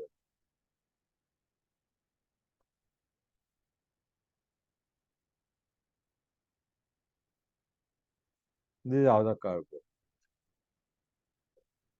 गाइस एक चीज समझो, टेम्परेचर बढ़ाते हो एंट्रोपी बढ़ती है। ये हम मान के चले, ऐसे मान के चलो, वाटर का एग्जांपल लेते हैं। आइस है, आइस को -10 से तुम 0 तक लेके गए, टेम्परेचर बढ़ाते आ रहे हो, एंट्रोपी बढ़ती आ रही है। ये वो वाला पार्ट। समझ आ रहा है नहीं आ रहा है बच्चों? यहाँ पे सॉलिड स्टेट है, यहाँ पे सॉलिड स्टेट है, सॉलिड में तुमने टेम्परेचर बढ़ाते गए, एंट्रोपी बढ़ती। उसके बाद तुम्हारी फिर एंट्रोपी बढ़ेगी जब तुम्हारा सॉलिड से वो लिक्विड में कन्वर्ट होगा, but that will occur at a constant temperature. तो ये हमारा क्या है बच्चों? डेल्टा एस फ्यूजन, जिसका फॉर्मूला मैंने लिखा था delta H fusion by T. ये क्या आने वाला है? Delta S vaporisation. मतलब हमने H2O को पहले -10 से 0 लेके गए एग्जाम्पल के तौर पर, फिर 0 से 0 पे ही लेके गए, but the state is changing from solid to liquid. फिर लिक्विड को 0 से 100 लेके गए, जिसके लिए कर्व क्या है? ये। फिर 100 में लिक्विड से गैस गया, जिसके लिए delta is vaporisation, delta is vaporisation. और उसके बाद गैस में से टेम्परेचर तुम 373 से 100 से 110 पे ले। कई बार पूछ लेंगे तुमसे कि इस पूरे में what is the entropy change, -10 से 100 या 110 ले जाने में what is the entropy change, कैसे करोगे गाइस? डेल्टा इज टोटल क्या बनने वाला है बच्चों? पहले हम कहेंगे CP T2/T1 कांस्टेंट प्रेशर पे होता है नहीं होता है बच्चों। इसको मैं एक काम करता हूँ, यहाँ पे T2/T1 ही लिखता हूँ। चलो मैं बता दूंगा T1 T2 क्या है। T1 क्या हो गया, से 263 केल्विन, 263 तक लेके जा रहे, -10 से 0 तक लेके जा रहे। यहाँ पे हमारा सीपी किसका ले रहे हैं हम बेटा, सॉलिड, H2O सॉलिड का सीपी वैल्यू उठाई। फिर तुमने क्या किया, delta H for phase change, जो कि क्या होगा बच्चों, डेल्टा एच फ्यूजन। मैं एक काम करूँ, यहाँ पे ऐसे कर देता हूँ, ये कन्वीनियंट रहेगा। यहाँ पे डाल देता हूँ 270 प्लस CP अगर हमारे को बाई चांस से पूछा गया है 300 केल्विन पे व्हाट इज द एंट्रोपी, मतलब हम आइस एट -10 से लेके गए वाटर एट 300 केल्विन, तो हमारा ये आएगा पहले, T1 क्या आ जाएगा 263, -10 हो गया ना बच्चों, क्लियर है गाइस। फिर ये डालेंगे, उसके बाद हम फिर सीपी लेंगे, CP T2/T1, T1 क्या है 273, T2 इन दैट केस क्या हो जाएगा बच्चों 300, क्लियर है गाइस। एग्जाम्पल के मैं बता रहा हूँ, जब हम उसे 300 केल्विन तक लेके आ रहे थे, हमें एंट्रोपी चेंज चाहिए था, उसमें ये लेंगे और ये वाला लेंगे। और ये सीपी किसका है बच्चों, लिक्विड का, H2O लिक्विड का सीपी। हाँ बेटा ये चलता जा रहा है, लेकिन अभी मैं पहुंचा रहा हूँ इसे गैस, स्टीम में पहुंचाना चाह रहा हूँ, तो मैं इसको लूंगा यहाँ पे। अब मैंने किस में पहुंचा दिया 370। फिर हम क्या डालेंगे, डेल्टा एच वेपराइजेशन बाय 370। फिर हम लिखेंगे CP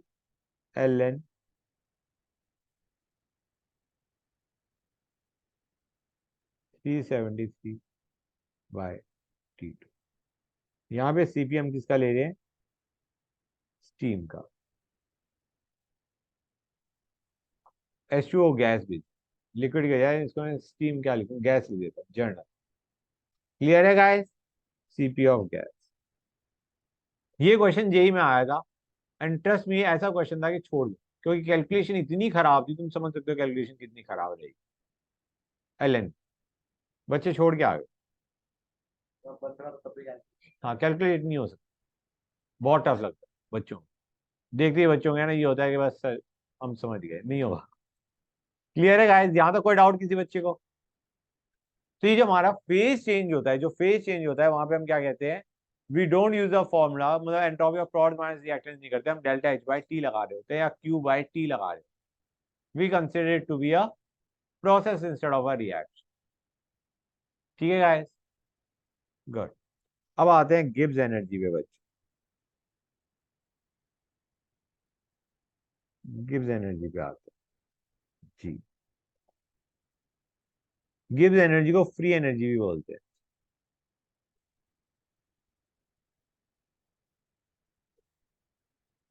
Gibbs energy is also state function and extensive property, is a state function and extensive property.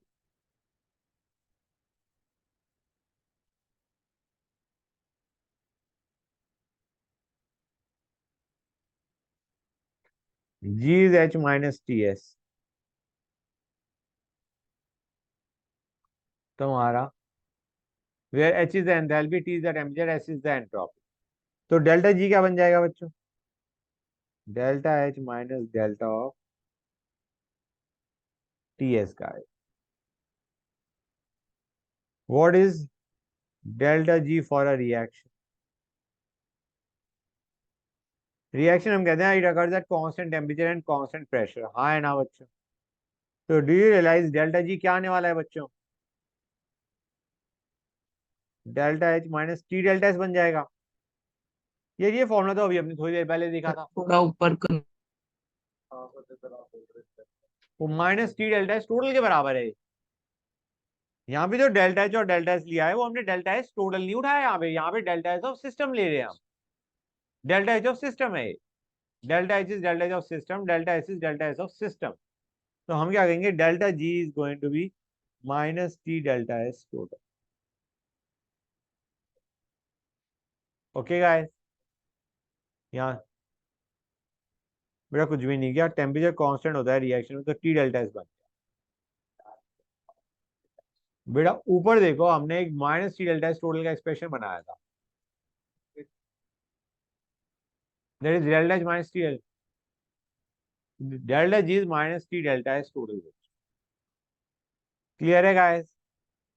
अब स्पॉन्टेनिटी के लिए मैंने तुम्हें बताया था delta S total should be greater than zero, हाँ है ना? For spontaneity delta S total should be greater than zero, or we can say delta G should be less than zero।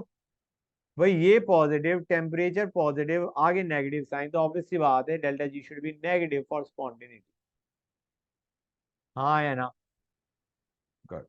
तो delta G reaction should be less than zero for spontaneity.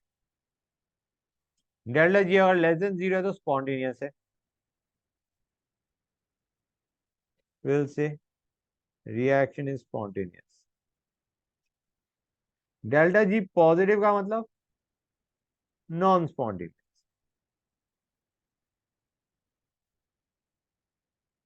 तो in that case हम ये भी बोल सकते हैं कि reverse reaction is spontaneous, क्योंकि अगर एक रिएक्शन ए गिविंग बी का डेल्टा जी है वैल्यू, तो बी गिविंग ए का माइनस डेल्टा जी हो। समझ आ रहा है नहीं आ रहा है बच्चे? ओके, अब डेल्टा जी रिएक्शन दो तरीके निकाल सकते हो। एक तो हमने यही फॉर्मूला देखा, delta H minus T delta H. एक इसको ऐसे भी निकाला जा सकता है कि delta G minus T delta H तो तब निकालोगे जब तुम्हें एंथैल्पी दे रखा है, एंट्रोपी दे रखा है और गिब्स एनर्जी के बारे में पूछा गया है। ठीक है ना गाइस? तो डेल्टा एच के बारे में पूरी इंफॉर्मेशन गिवन होगी तुम्हें क्वेश्चन। अदरवाइज कैसे निकालोगे बच्चों? Otherwise हम क्या कहेंगे, it can also be written as enthalpy, sorry, Gibbs energy of product minus Gibbs energy of reactant।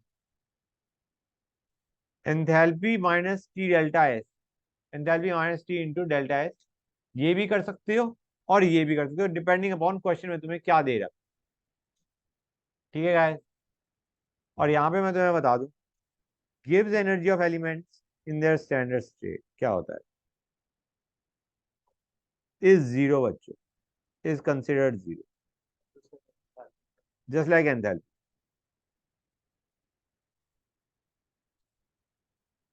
It is zero बच्चों। क्लियर है guys? That is very nice. समझ गए? किसी बच्चों को डाउट यहां तक? ओके, अब आते हैं केसेस। केसेस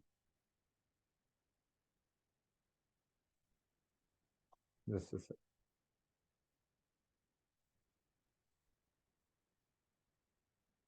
केसेस, किस चीज के केस? यहाँ पे अब तुम समझ सकते हो, ये जो फॉर्मूला था गाइस, ये वो फॉर्मूला है जब हम कह रहे थे ना कि अगर एंथैल्पी चेंज एक्सोथर्मिक रिएक्शन है तो स्पॉन्टेनिटी होगी, एंट्रोपी बढ़ रही है तो स्पॉन्टेनियस होगा, एंट्रोपी बढ़नी चाहिए और डेल्टा नेगेटिव होना चाहिए, ये वो है जी, उस चीज को समझा रहा है हमें। क्लियर है गाइस? कि delta H should be negative and delta S should be positive for a reaction to be spontaneous.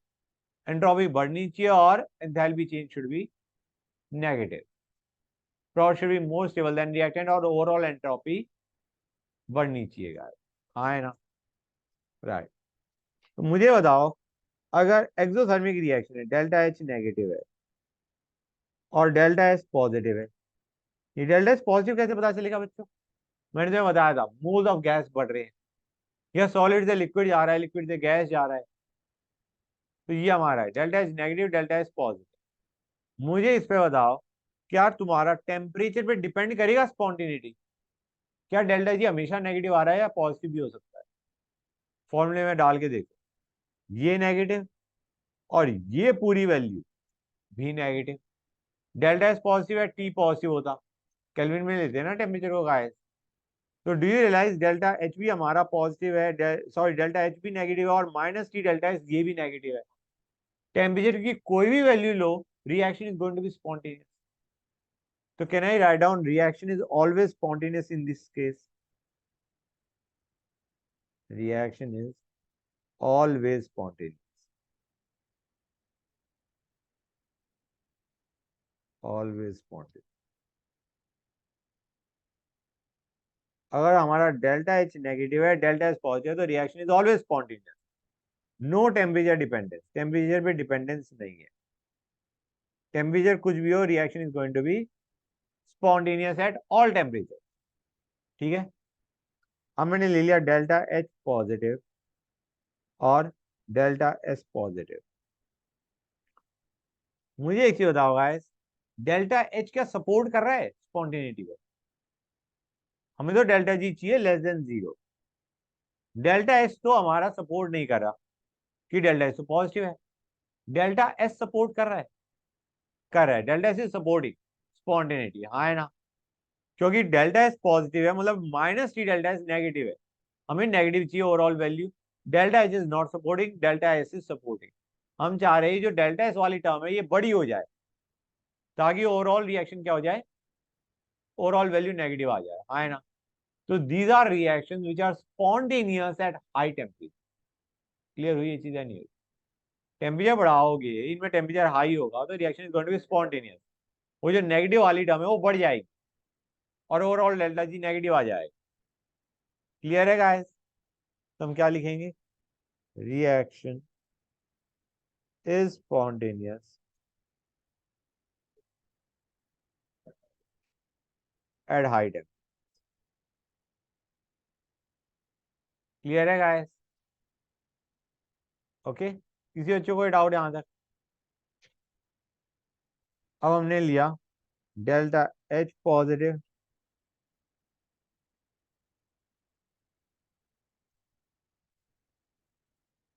Delta S negative. ये तो हमेशा नॉन स्पॉन्टेनियस होगा, हाँ है ना? Reaction is non spontaneous at all temperature. कि दोनों ही वैल्यूज पॉजिटिव है, दे आर नॉट सपोर्टिंग. समझ आ रहा है नहीं आ रहा है बच्चों? डेल्टा एच पॉजिटिव हो गया और माइनस टी डेल्टा एस ये भी पॉजिटिव हो गया. तो reaction is non spontaneous at all temperature. अब बताओ डेल्टा एच नेगेटिव और delta S negative. Temperature low. Temperature should B low for spontaneity. ये कितने बच्चों को समझ में आया? Delta H is supporting, delta S is not supporting. तो जो नॉट सपोर्टिंग वाली टर्म है उसे छोड़ा कर. Reaction is spontaneous at low temperature.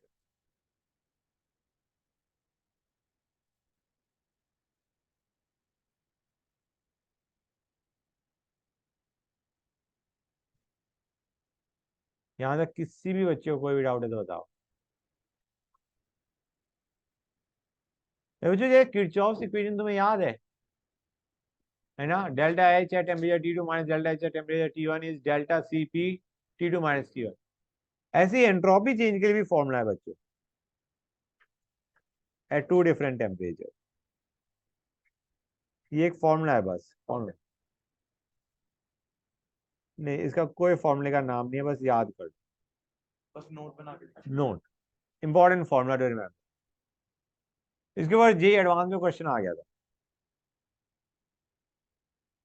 Clear है गाइस? Very nice. हाँ जाओ बेटा. ओके पॉज कर दें.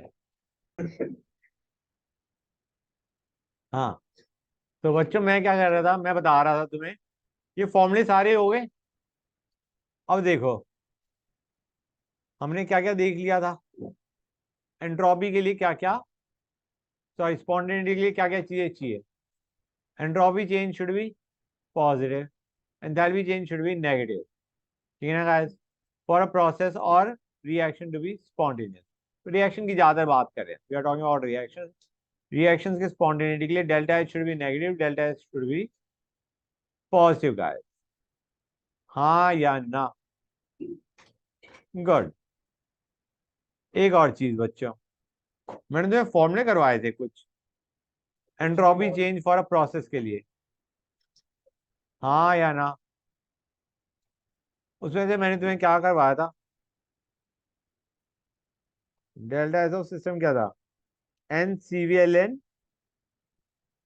हाँ ये लिखना है कि मैं एक फॉर्मूला और करवा रहा हूँ, T2/T1 plus NR ln V2/V1। ये था या नहीं था बच्चों? गाइस यहाँ पे मोल्स कांस्टेंट है, मतलब can I write down P1V1/T1 will be equal to P2V2/T2? हाँ या ना? क्लियर और नॉट गाइस? बच्चों कर सकता हूँ नहीं कर सकता हूँ? तो V2/V1 को मैं क्या लिख सकता हूँ? P1T2/P2T1 लिख सकता हूँ, लिख सकता हूँ बच्चों? इसकी जगह ये लिख रहा हूँ। ओके,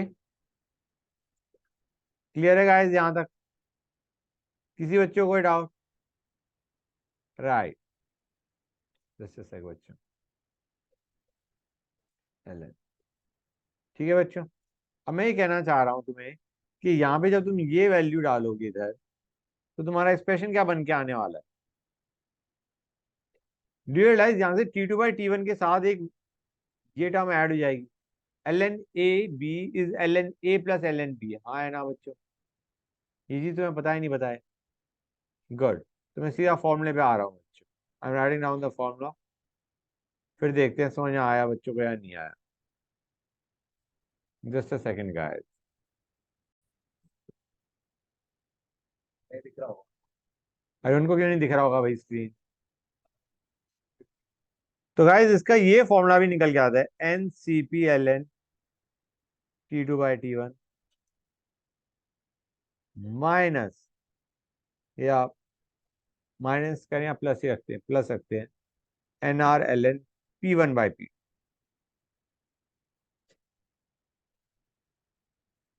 क्लियर हुई ये चीज या नहीं है गाइस?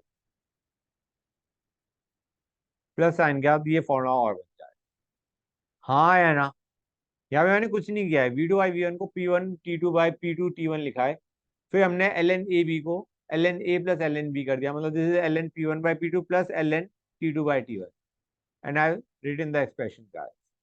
ये एक्सप्रेशन याद कर लो तो बेटर रहेगा।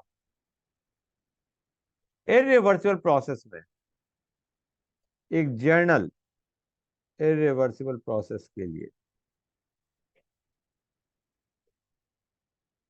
हम कहेंगे डेल्टा एस ऑफ सिस्टम क्या आएगा? सपोजिंग कांस्टेंट टेम्परेचर पे हो रहा है, या एक काम करते हैं, लेट अस से 1 सेकंड गाइस, मैं इसको मिटा दूं, डेल्टा एस ऑफ सिस्टम को मिटा दूं। Let me write down a statement first. A system is at T1 temperature, ठीक है ना, and surrounding is at T2 temperature. Clear है गाइस? हमें दे रखा T1 ग्रेटर देन T2 है बच्चों। तो डू यू रियलाइज कि तुम्हारा heat will flow from system to surrounding? हाँ है ना बच्चों? Let Q be the heat from system to surround. इतनी हीट फ्लो कर गई, इतनी हीट हमारी फ्लो कर गई, तो डेल्टा एस टोटल क्या आ जाएगा बच्चों? Delta S of system plus surrounding. System ने तो हीट लूज करी गाइस, हाँ है ना? सिस्टम लॉस द हीट, तो can I write this down as -Q/T1। Q में यहाँ पे हम साइन ले मैग्नीट्यूड ले रहे हैं, साइन मैंने अपने हिसाब से लगाया है। सिस्टम की जो एंट्रोपी है वो कम होएगी, हीट बाहर चलेगी। और सराउंडिंग का क्या आने वाला है बच्चों? इतना आएगा नहीं आएगा बच्चों, ये बताओ मुझे, ये चीज क्लियर हुई या नहीं है? बोलो गाइस। गुड। तो ये हमारा आएगा, and this will come out greater than 0। You can understand that. क्यों? क्योंकि T1 is greater then T2। Delta S total क्या आएगा? ग्रेटर देन 0 बच्चों। आना भी चाहिए था, इरिवर्सिबल प्रोसेस के लिए delta S total is greater then 0 बच्चों। हाँ या ना? Very nice. एक और चीज बच्चों, asset temperature, this is another thing that you should know.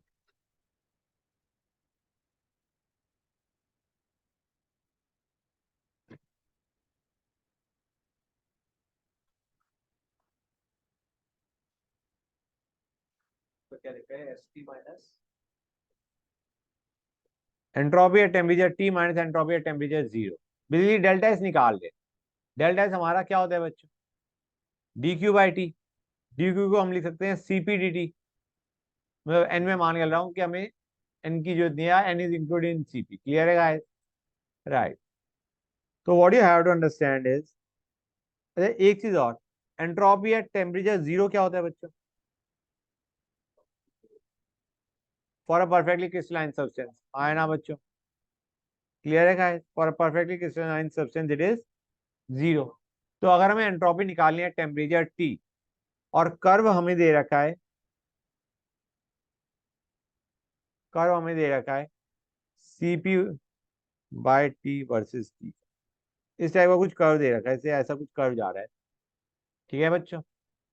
तो इसके अंदर जो एरिया अंडर द कर्व है, ट्राई टू अंडरस्टैंड, इसमें जो हमारा एरिया अंडर द कर्व है that will give us the entropy at temperature.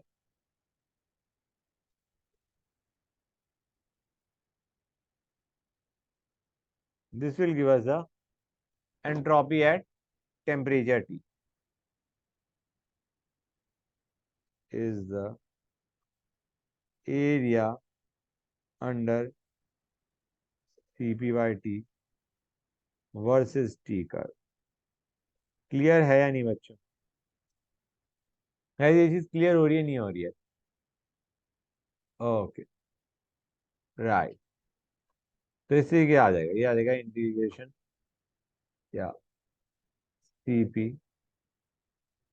D of l N T. Clear है? यहां तक किसी भी बच्चों को कोई डाउट है गाइस? बोलो, कोई डाउट नहीं? एक और काम कीजिए बच्चों,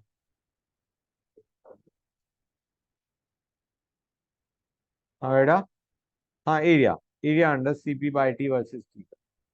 बेटा अंडरस्टैंड करो, सीपी बाई टी का integration over this, this is the area under the curve. ये इतना पता है या नहीं पता है? सीपी बाई टी का integration with D T, this is the area under the CP by T versus T curve. ठीक है बच्चों?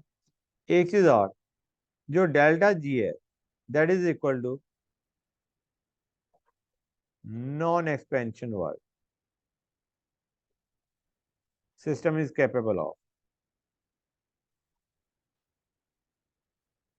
गाइस तुम्हें याद होगा बहुत पहले हमने पढ़ा था कि दो तरह के वर्क होते हैं। एक होता है प्रेशर वॉल्यूम वर्क जिसे हम एक्सपेंशन कॉन्ट्रैक्शन वर्क बोलते हैं, और दूसरा होता है इलेक्ट्रिकल वर्क जिसे हम नॉन प्रेशर वॉल्यूम वर्क बोलते हैं। इलेक्ट्रिकल वर्क लिखवाया था नहीं लिखवाया था? दो तरह के वर्क होते हैं, non pressure volume work and pressure volume work. अभी तक हमने जितनी भी फॉर्मूले देखे उसमें प्रेशर वॉल्यूम वर्क को हमने लिया है। तो गाइस है क्या यहाँ पे? There is something you need to know, that decrease in Gibbs energy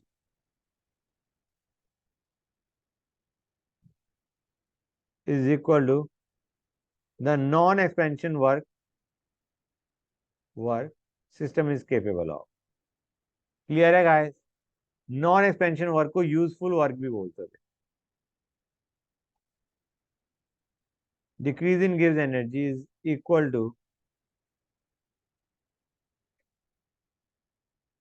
non expansion work a system is capable of.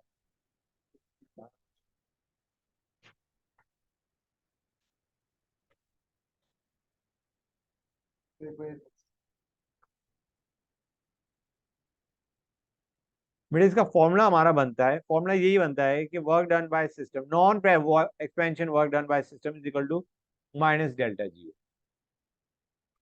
Understand करो, इसको डेरिवेशन करवाने की जरूरत है। Q plus W is equal to delta U. यहाँ पे हम दो वर्क लेंगे, pressure volume work and non pressure volume work. दोनों लेते हैं हाँ दोनों लेंगे हम कहेंगे क्यू प्लस डब्ल्यू। अच्छा नॉन बाय सिस्टम ले रहा हूँ, okay guys? Work pressure volume plus work non pressure volume is equal to delta U guys. ठीक है बच्चों, ये बन जाएगा Q minus P delta V. हाँ बेटा बताओ, इधर यही करना था बेटा। ओके ठीक है बेटा। और ये इसको मैं ले रहा हूँ, ये ऑन सिस्टम नहीं by system, practical work done by system, तो इसको मैं एक नेगेटिव साइन और लगाया था। ये क्या हो गया, ये क्या हो गया, और इट दैट हैपन, भयंकर काम हो गए थे अभी। मैं डर गया, मैंने कहा ये क्या हो गया एकदम से, सब कुछ मिट गया था एकदम से। तो क्या हुआ था फिर, अच्छा नहीं पता नहीं, मुझे लगा पता नहीं क्या हो गया। ठीक है बच्चों, क्लियर है गाइस, मैं इसको मिटा रहा था। बच्चों प्लीज आवाज ना करो। इक्वल टू डेल्टा यू, हाँ है ना बच्चों। V non pressure volume work, electrical work done by system, नहीं वी है। ठीक है बच्चों, तो हमारा क्या आ जाएगा गाइस, सुनते जाओ। यहां से Q क्या आ गया हमारा, Q will be equal to non pressure volume work plus delta U plus P delta V, हाँ है ना बच्चों। ये क्या होता है गाइस, कांस्टेंट प्रेशर पे डेल्टा एच, हाँ है ना। और Q को मैं क्या लिख सकता हूँ बच्चों, गाइस डू यू रिमेम्बर, यहाँ पे सुनते आना, काम की चीज है guys. Do you remember delta D S is equal to D Q by T, या I can say Q will be equal to T delta S, हाँ है ना। तो यहाँ पे टी डेल्टा एस आ गया, डेल्टा एच को हम दूसरी साइड ले आते हैं, तो ये है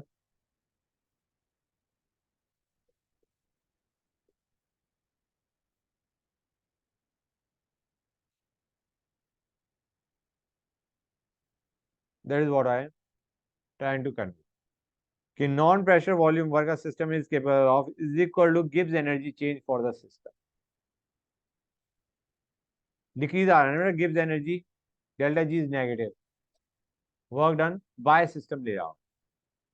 क्लियर है गाइस, तो this is it, decrease in गिव्स energy is equal to the useful work that system is capable of. Fact तो ये है कि स्टेटमेंट को याद कर लो, बाकी कोई करने की जरूरत नहीं।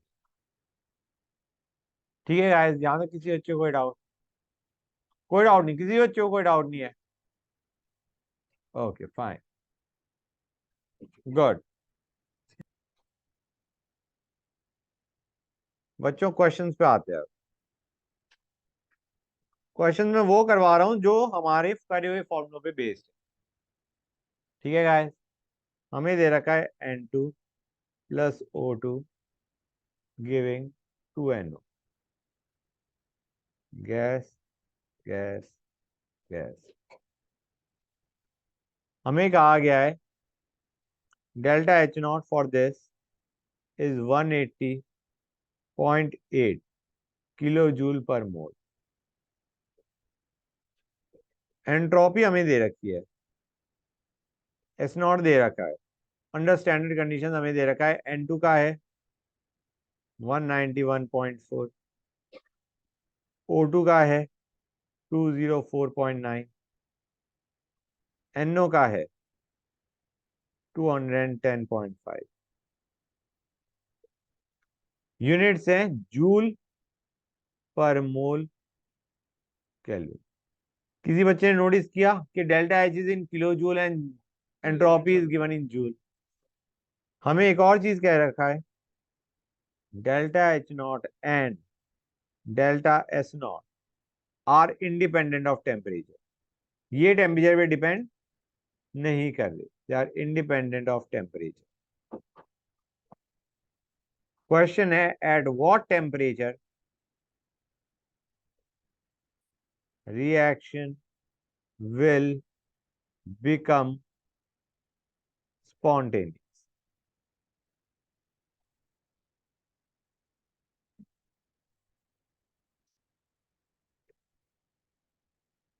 गाइस क्वेश्चन पढ़ो और सोचो उसमें क्या कर, डेल्टा एच दे रखा है, एंट्रोपी दे रखी है रिएक्टेंट्स और प्रोडक्ट्स दोनों की, तुम डेल्टा एस रिएक्शन निकाल सकते हो, डेल्टा एच रिएक्शन तो दे ही रखा है, डेल्टा एस रिएक्शन भी दे निकाल लोगे। ठीक है ना गाइस। अब हमें पता है for a reaction to be spontaneous delta G क्या आना चाहिए, लेस देन जीरो। मतलब delta H minus T delta H should be less than zero, वहां से टी निकाल लो, क्वेश्चन खत्म। मतलब वो minus T S two T delta S two. हाँ नहीं, minus T delta H total नहीं, delta H minus T delta H is equal to delta G, delta G हम लेस देन जीरो करेंगे। करके देखो guys, try doing this one.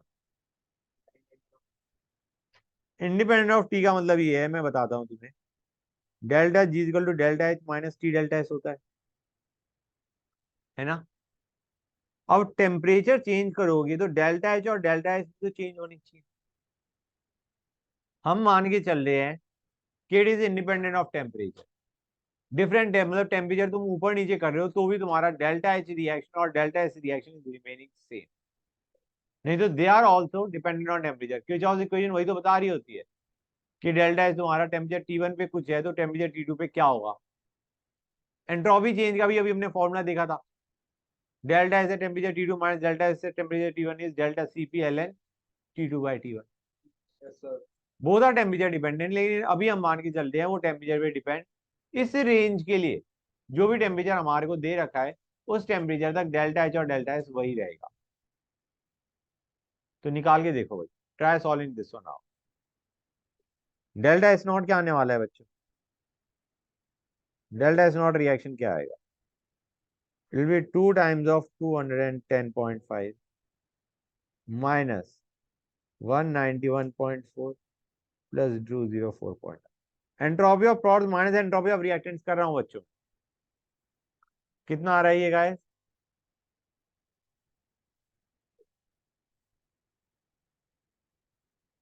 इतना आ रहा है guys।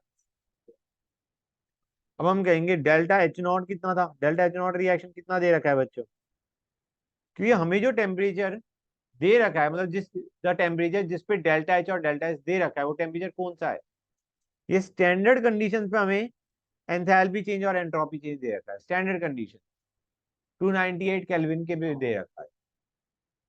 समझ आ रहा है नहीं आ रहा है बच्चों, हमें दे रखा है टेम्परेचर 298 पे स्टैंडर्ड कंडीशन। ठीक है ना बच्चों, ये कितना था 180.8 किलो जूल। हम कहेंगे delta H not minus T delta S not should be less than zero for spontaneity. हाँ है ना बच्चों, स्पॉन्टेनिटी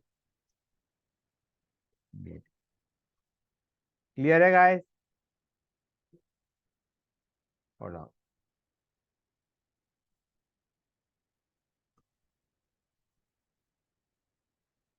ठीक है ना बच्चों।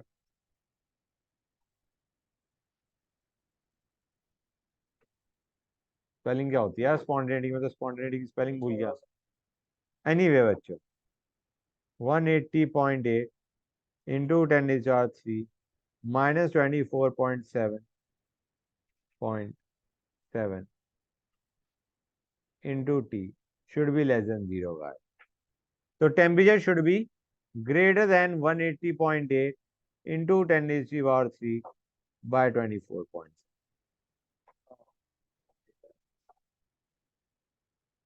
हाँ बेटा, हाँ 7320 टू बी एग्जैक्ट। और इस टेम्परेचर से ऊपर वाले टेम्परेचर पे दिस एंड अबव पे रिएक्शन स्पॉन्टेनियस। ठीक है ना बच्चों, मतलब स्पॉन्टेनियस से नॉन स्पॉन्टेनियस होगा वो भी इस टेम्परेचर पे होगा। इससे जस्ट लो टेम्परेचर पे it will become non spontaneous, इससे जस्ट हाई टेम्परेचर पे it will become spontaneous. Equal to zero का मतलब है अभी स्पॉन्टेनियस से नॉन स्पॉन्टेनियस या नॉन स्पॉन्टेनियस से स्पॉन्टेनियस की तरफ शिफ्ट कर रहा है। अगर यही पूछा है कि कौन से टेम्परेचर पे इट विल बिकम स्पॉन्टेनियस, तो इक्वल टू जीरो पुट करके टी की वैल्यू निकाल। अभी तो हमने देखा इससे ग्रेटर टेम्परेचर पे इट विल बिकम स्पॉन्टेनियस। समझ आया नहीं आया बच्चों? ओके, नेक्स्ट क्वेश्चन दे रहा हूं। S rhombic to S monoclinic इसका डेल्टा एच हमें दे रखा है, सल्फर रोम्बिक से सल्फर मोनोक्लिनिक पे जा रहा है, हमें दे रखा है delta H is 276.44, delta G दे रखा है 75.312 जूल। ये था, ये भी था जूल में बच्चों। क्लियर है गाइस? टेम्परेचर हमें दे रखा है 298, प्रेशर 180 है। ठीक है गाइस, ये सारी चीजें हमें दे रखी। Just a sec guys, just one sec. ठीक है बच्चों, 298 केल्विन। हमें कहा है, हमें कहा गया है फाइंड डेल्टा एस। निकालोगे? कैसे निकालोगे बच्चों?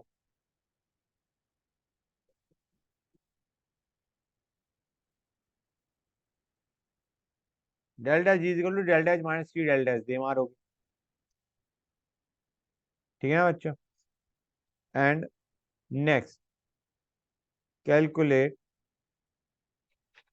ये पहला पार्ट था, ये next part. Calculate T equilibrium at which monoclinic sulphur and rhombic sulfur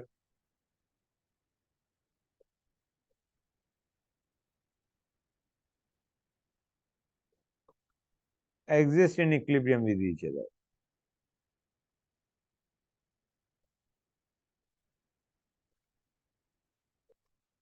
guys equilibrium में होंगे। अच्छा गाइस, एक चीज मैंने बताई या नहीं बताई, आई डोंट रिमेम्बर। मैंने तुम्हें कहा था कि एंट्रोपी बढ़ रही होती है, राइट? एंट्रोपी बढ़ रही होती है स्पॉन्टेनिटी में, है ना बच्चों? स्पॉन्टेनियस रिएक्शन में हम कहेंगे रिएक्शन उस डायरेक्शन में जाती है जहां पे एंट्रोपी बढ़ रही है ना? ये तो मैंने बताया था कि तुम्हारा उस डायरेक्शन में जाती है जहां पे एंट्रोपी बढ़ रही है। या फिर हम ये भी बोल सकते हैं डायरेक्शन वो होती है जहां पे गिब्स एनर्जी कम हो रही है,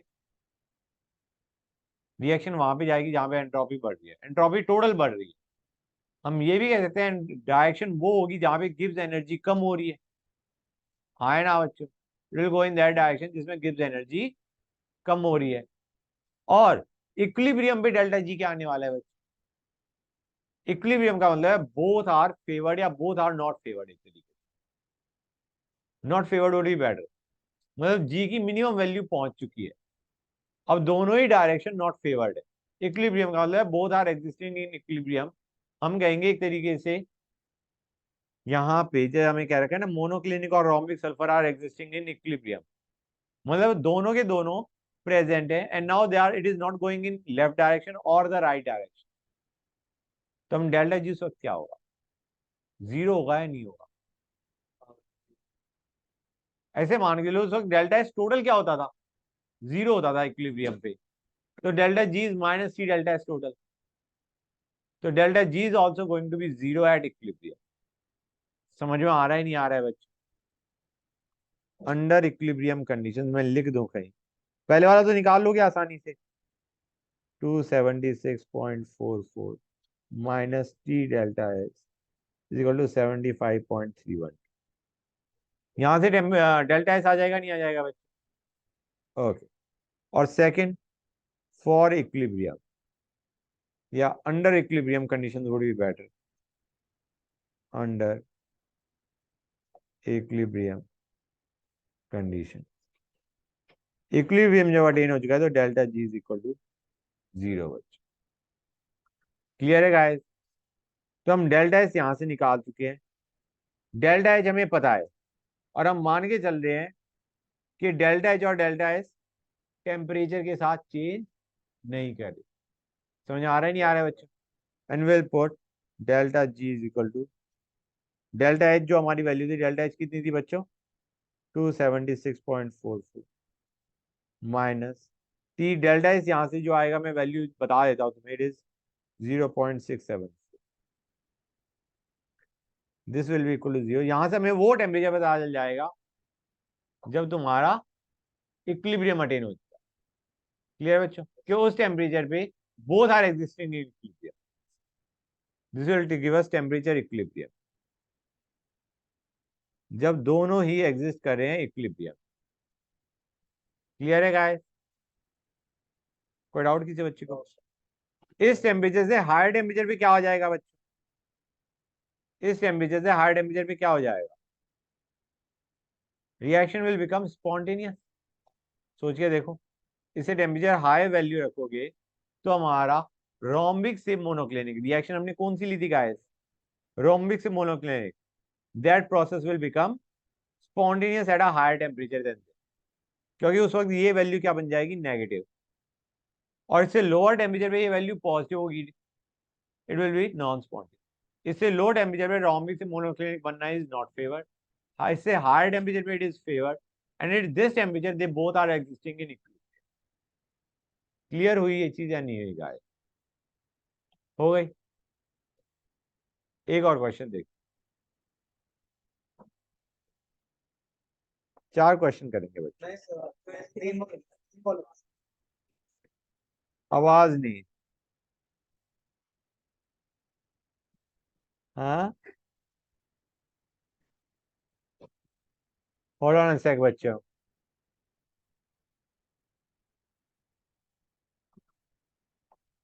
हमें डेल्टा एच नॉट फॉर्मेशन दे रखा है, CH4 का दे रखा है -74.8, इसका दे रखा है -393.5, इसका दे रखा है -285.8, एस नॉट दे रखा है 186, 205, 214, 7. Find delta G reaction at 27 degree Celsius. निकालोगे नहीं निकालोगे बच्चों? बताओ किस तरीके से निकालोगे?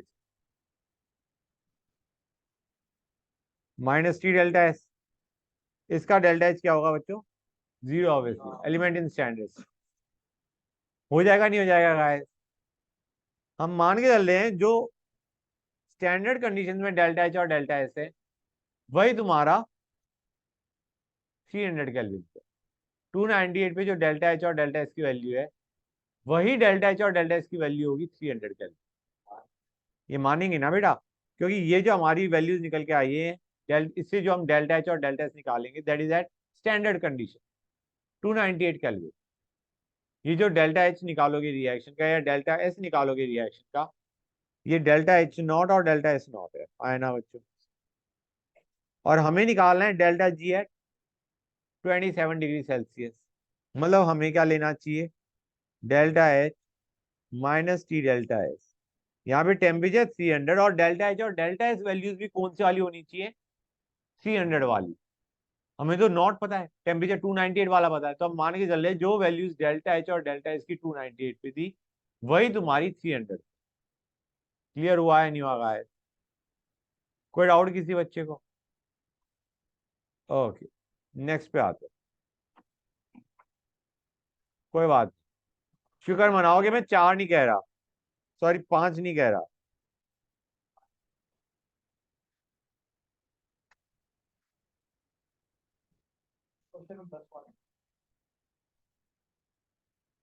बच्चे शांति।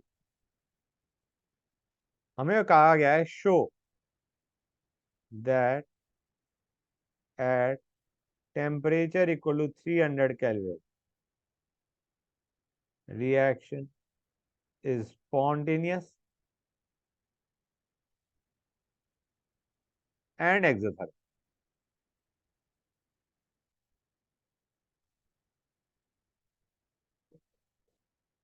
Reaction is spontaneous and exothermic. ठीक है बच्चों? क्लियर है गाइस?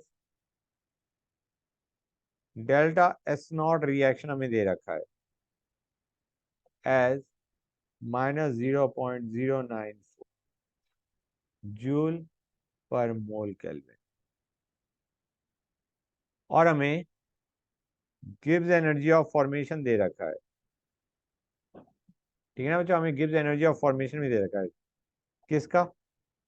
CO2 का दे रखा है एज -394.4, और CO का दे रखा है -137 पॉइंट।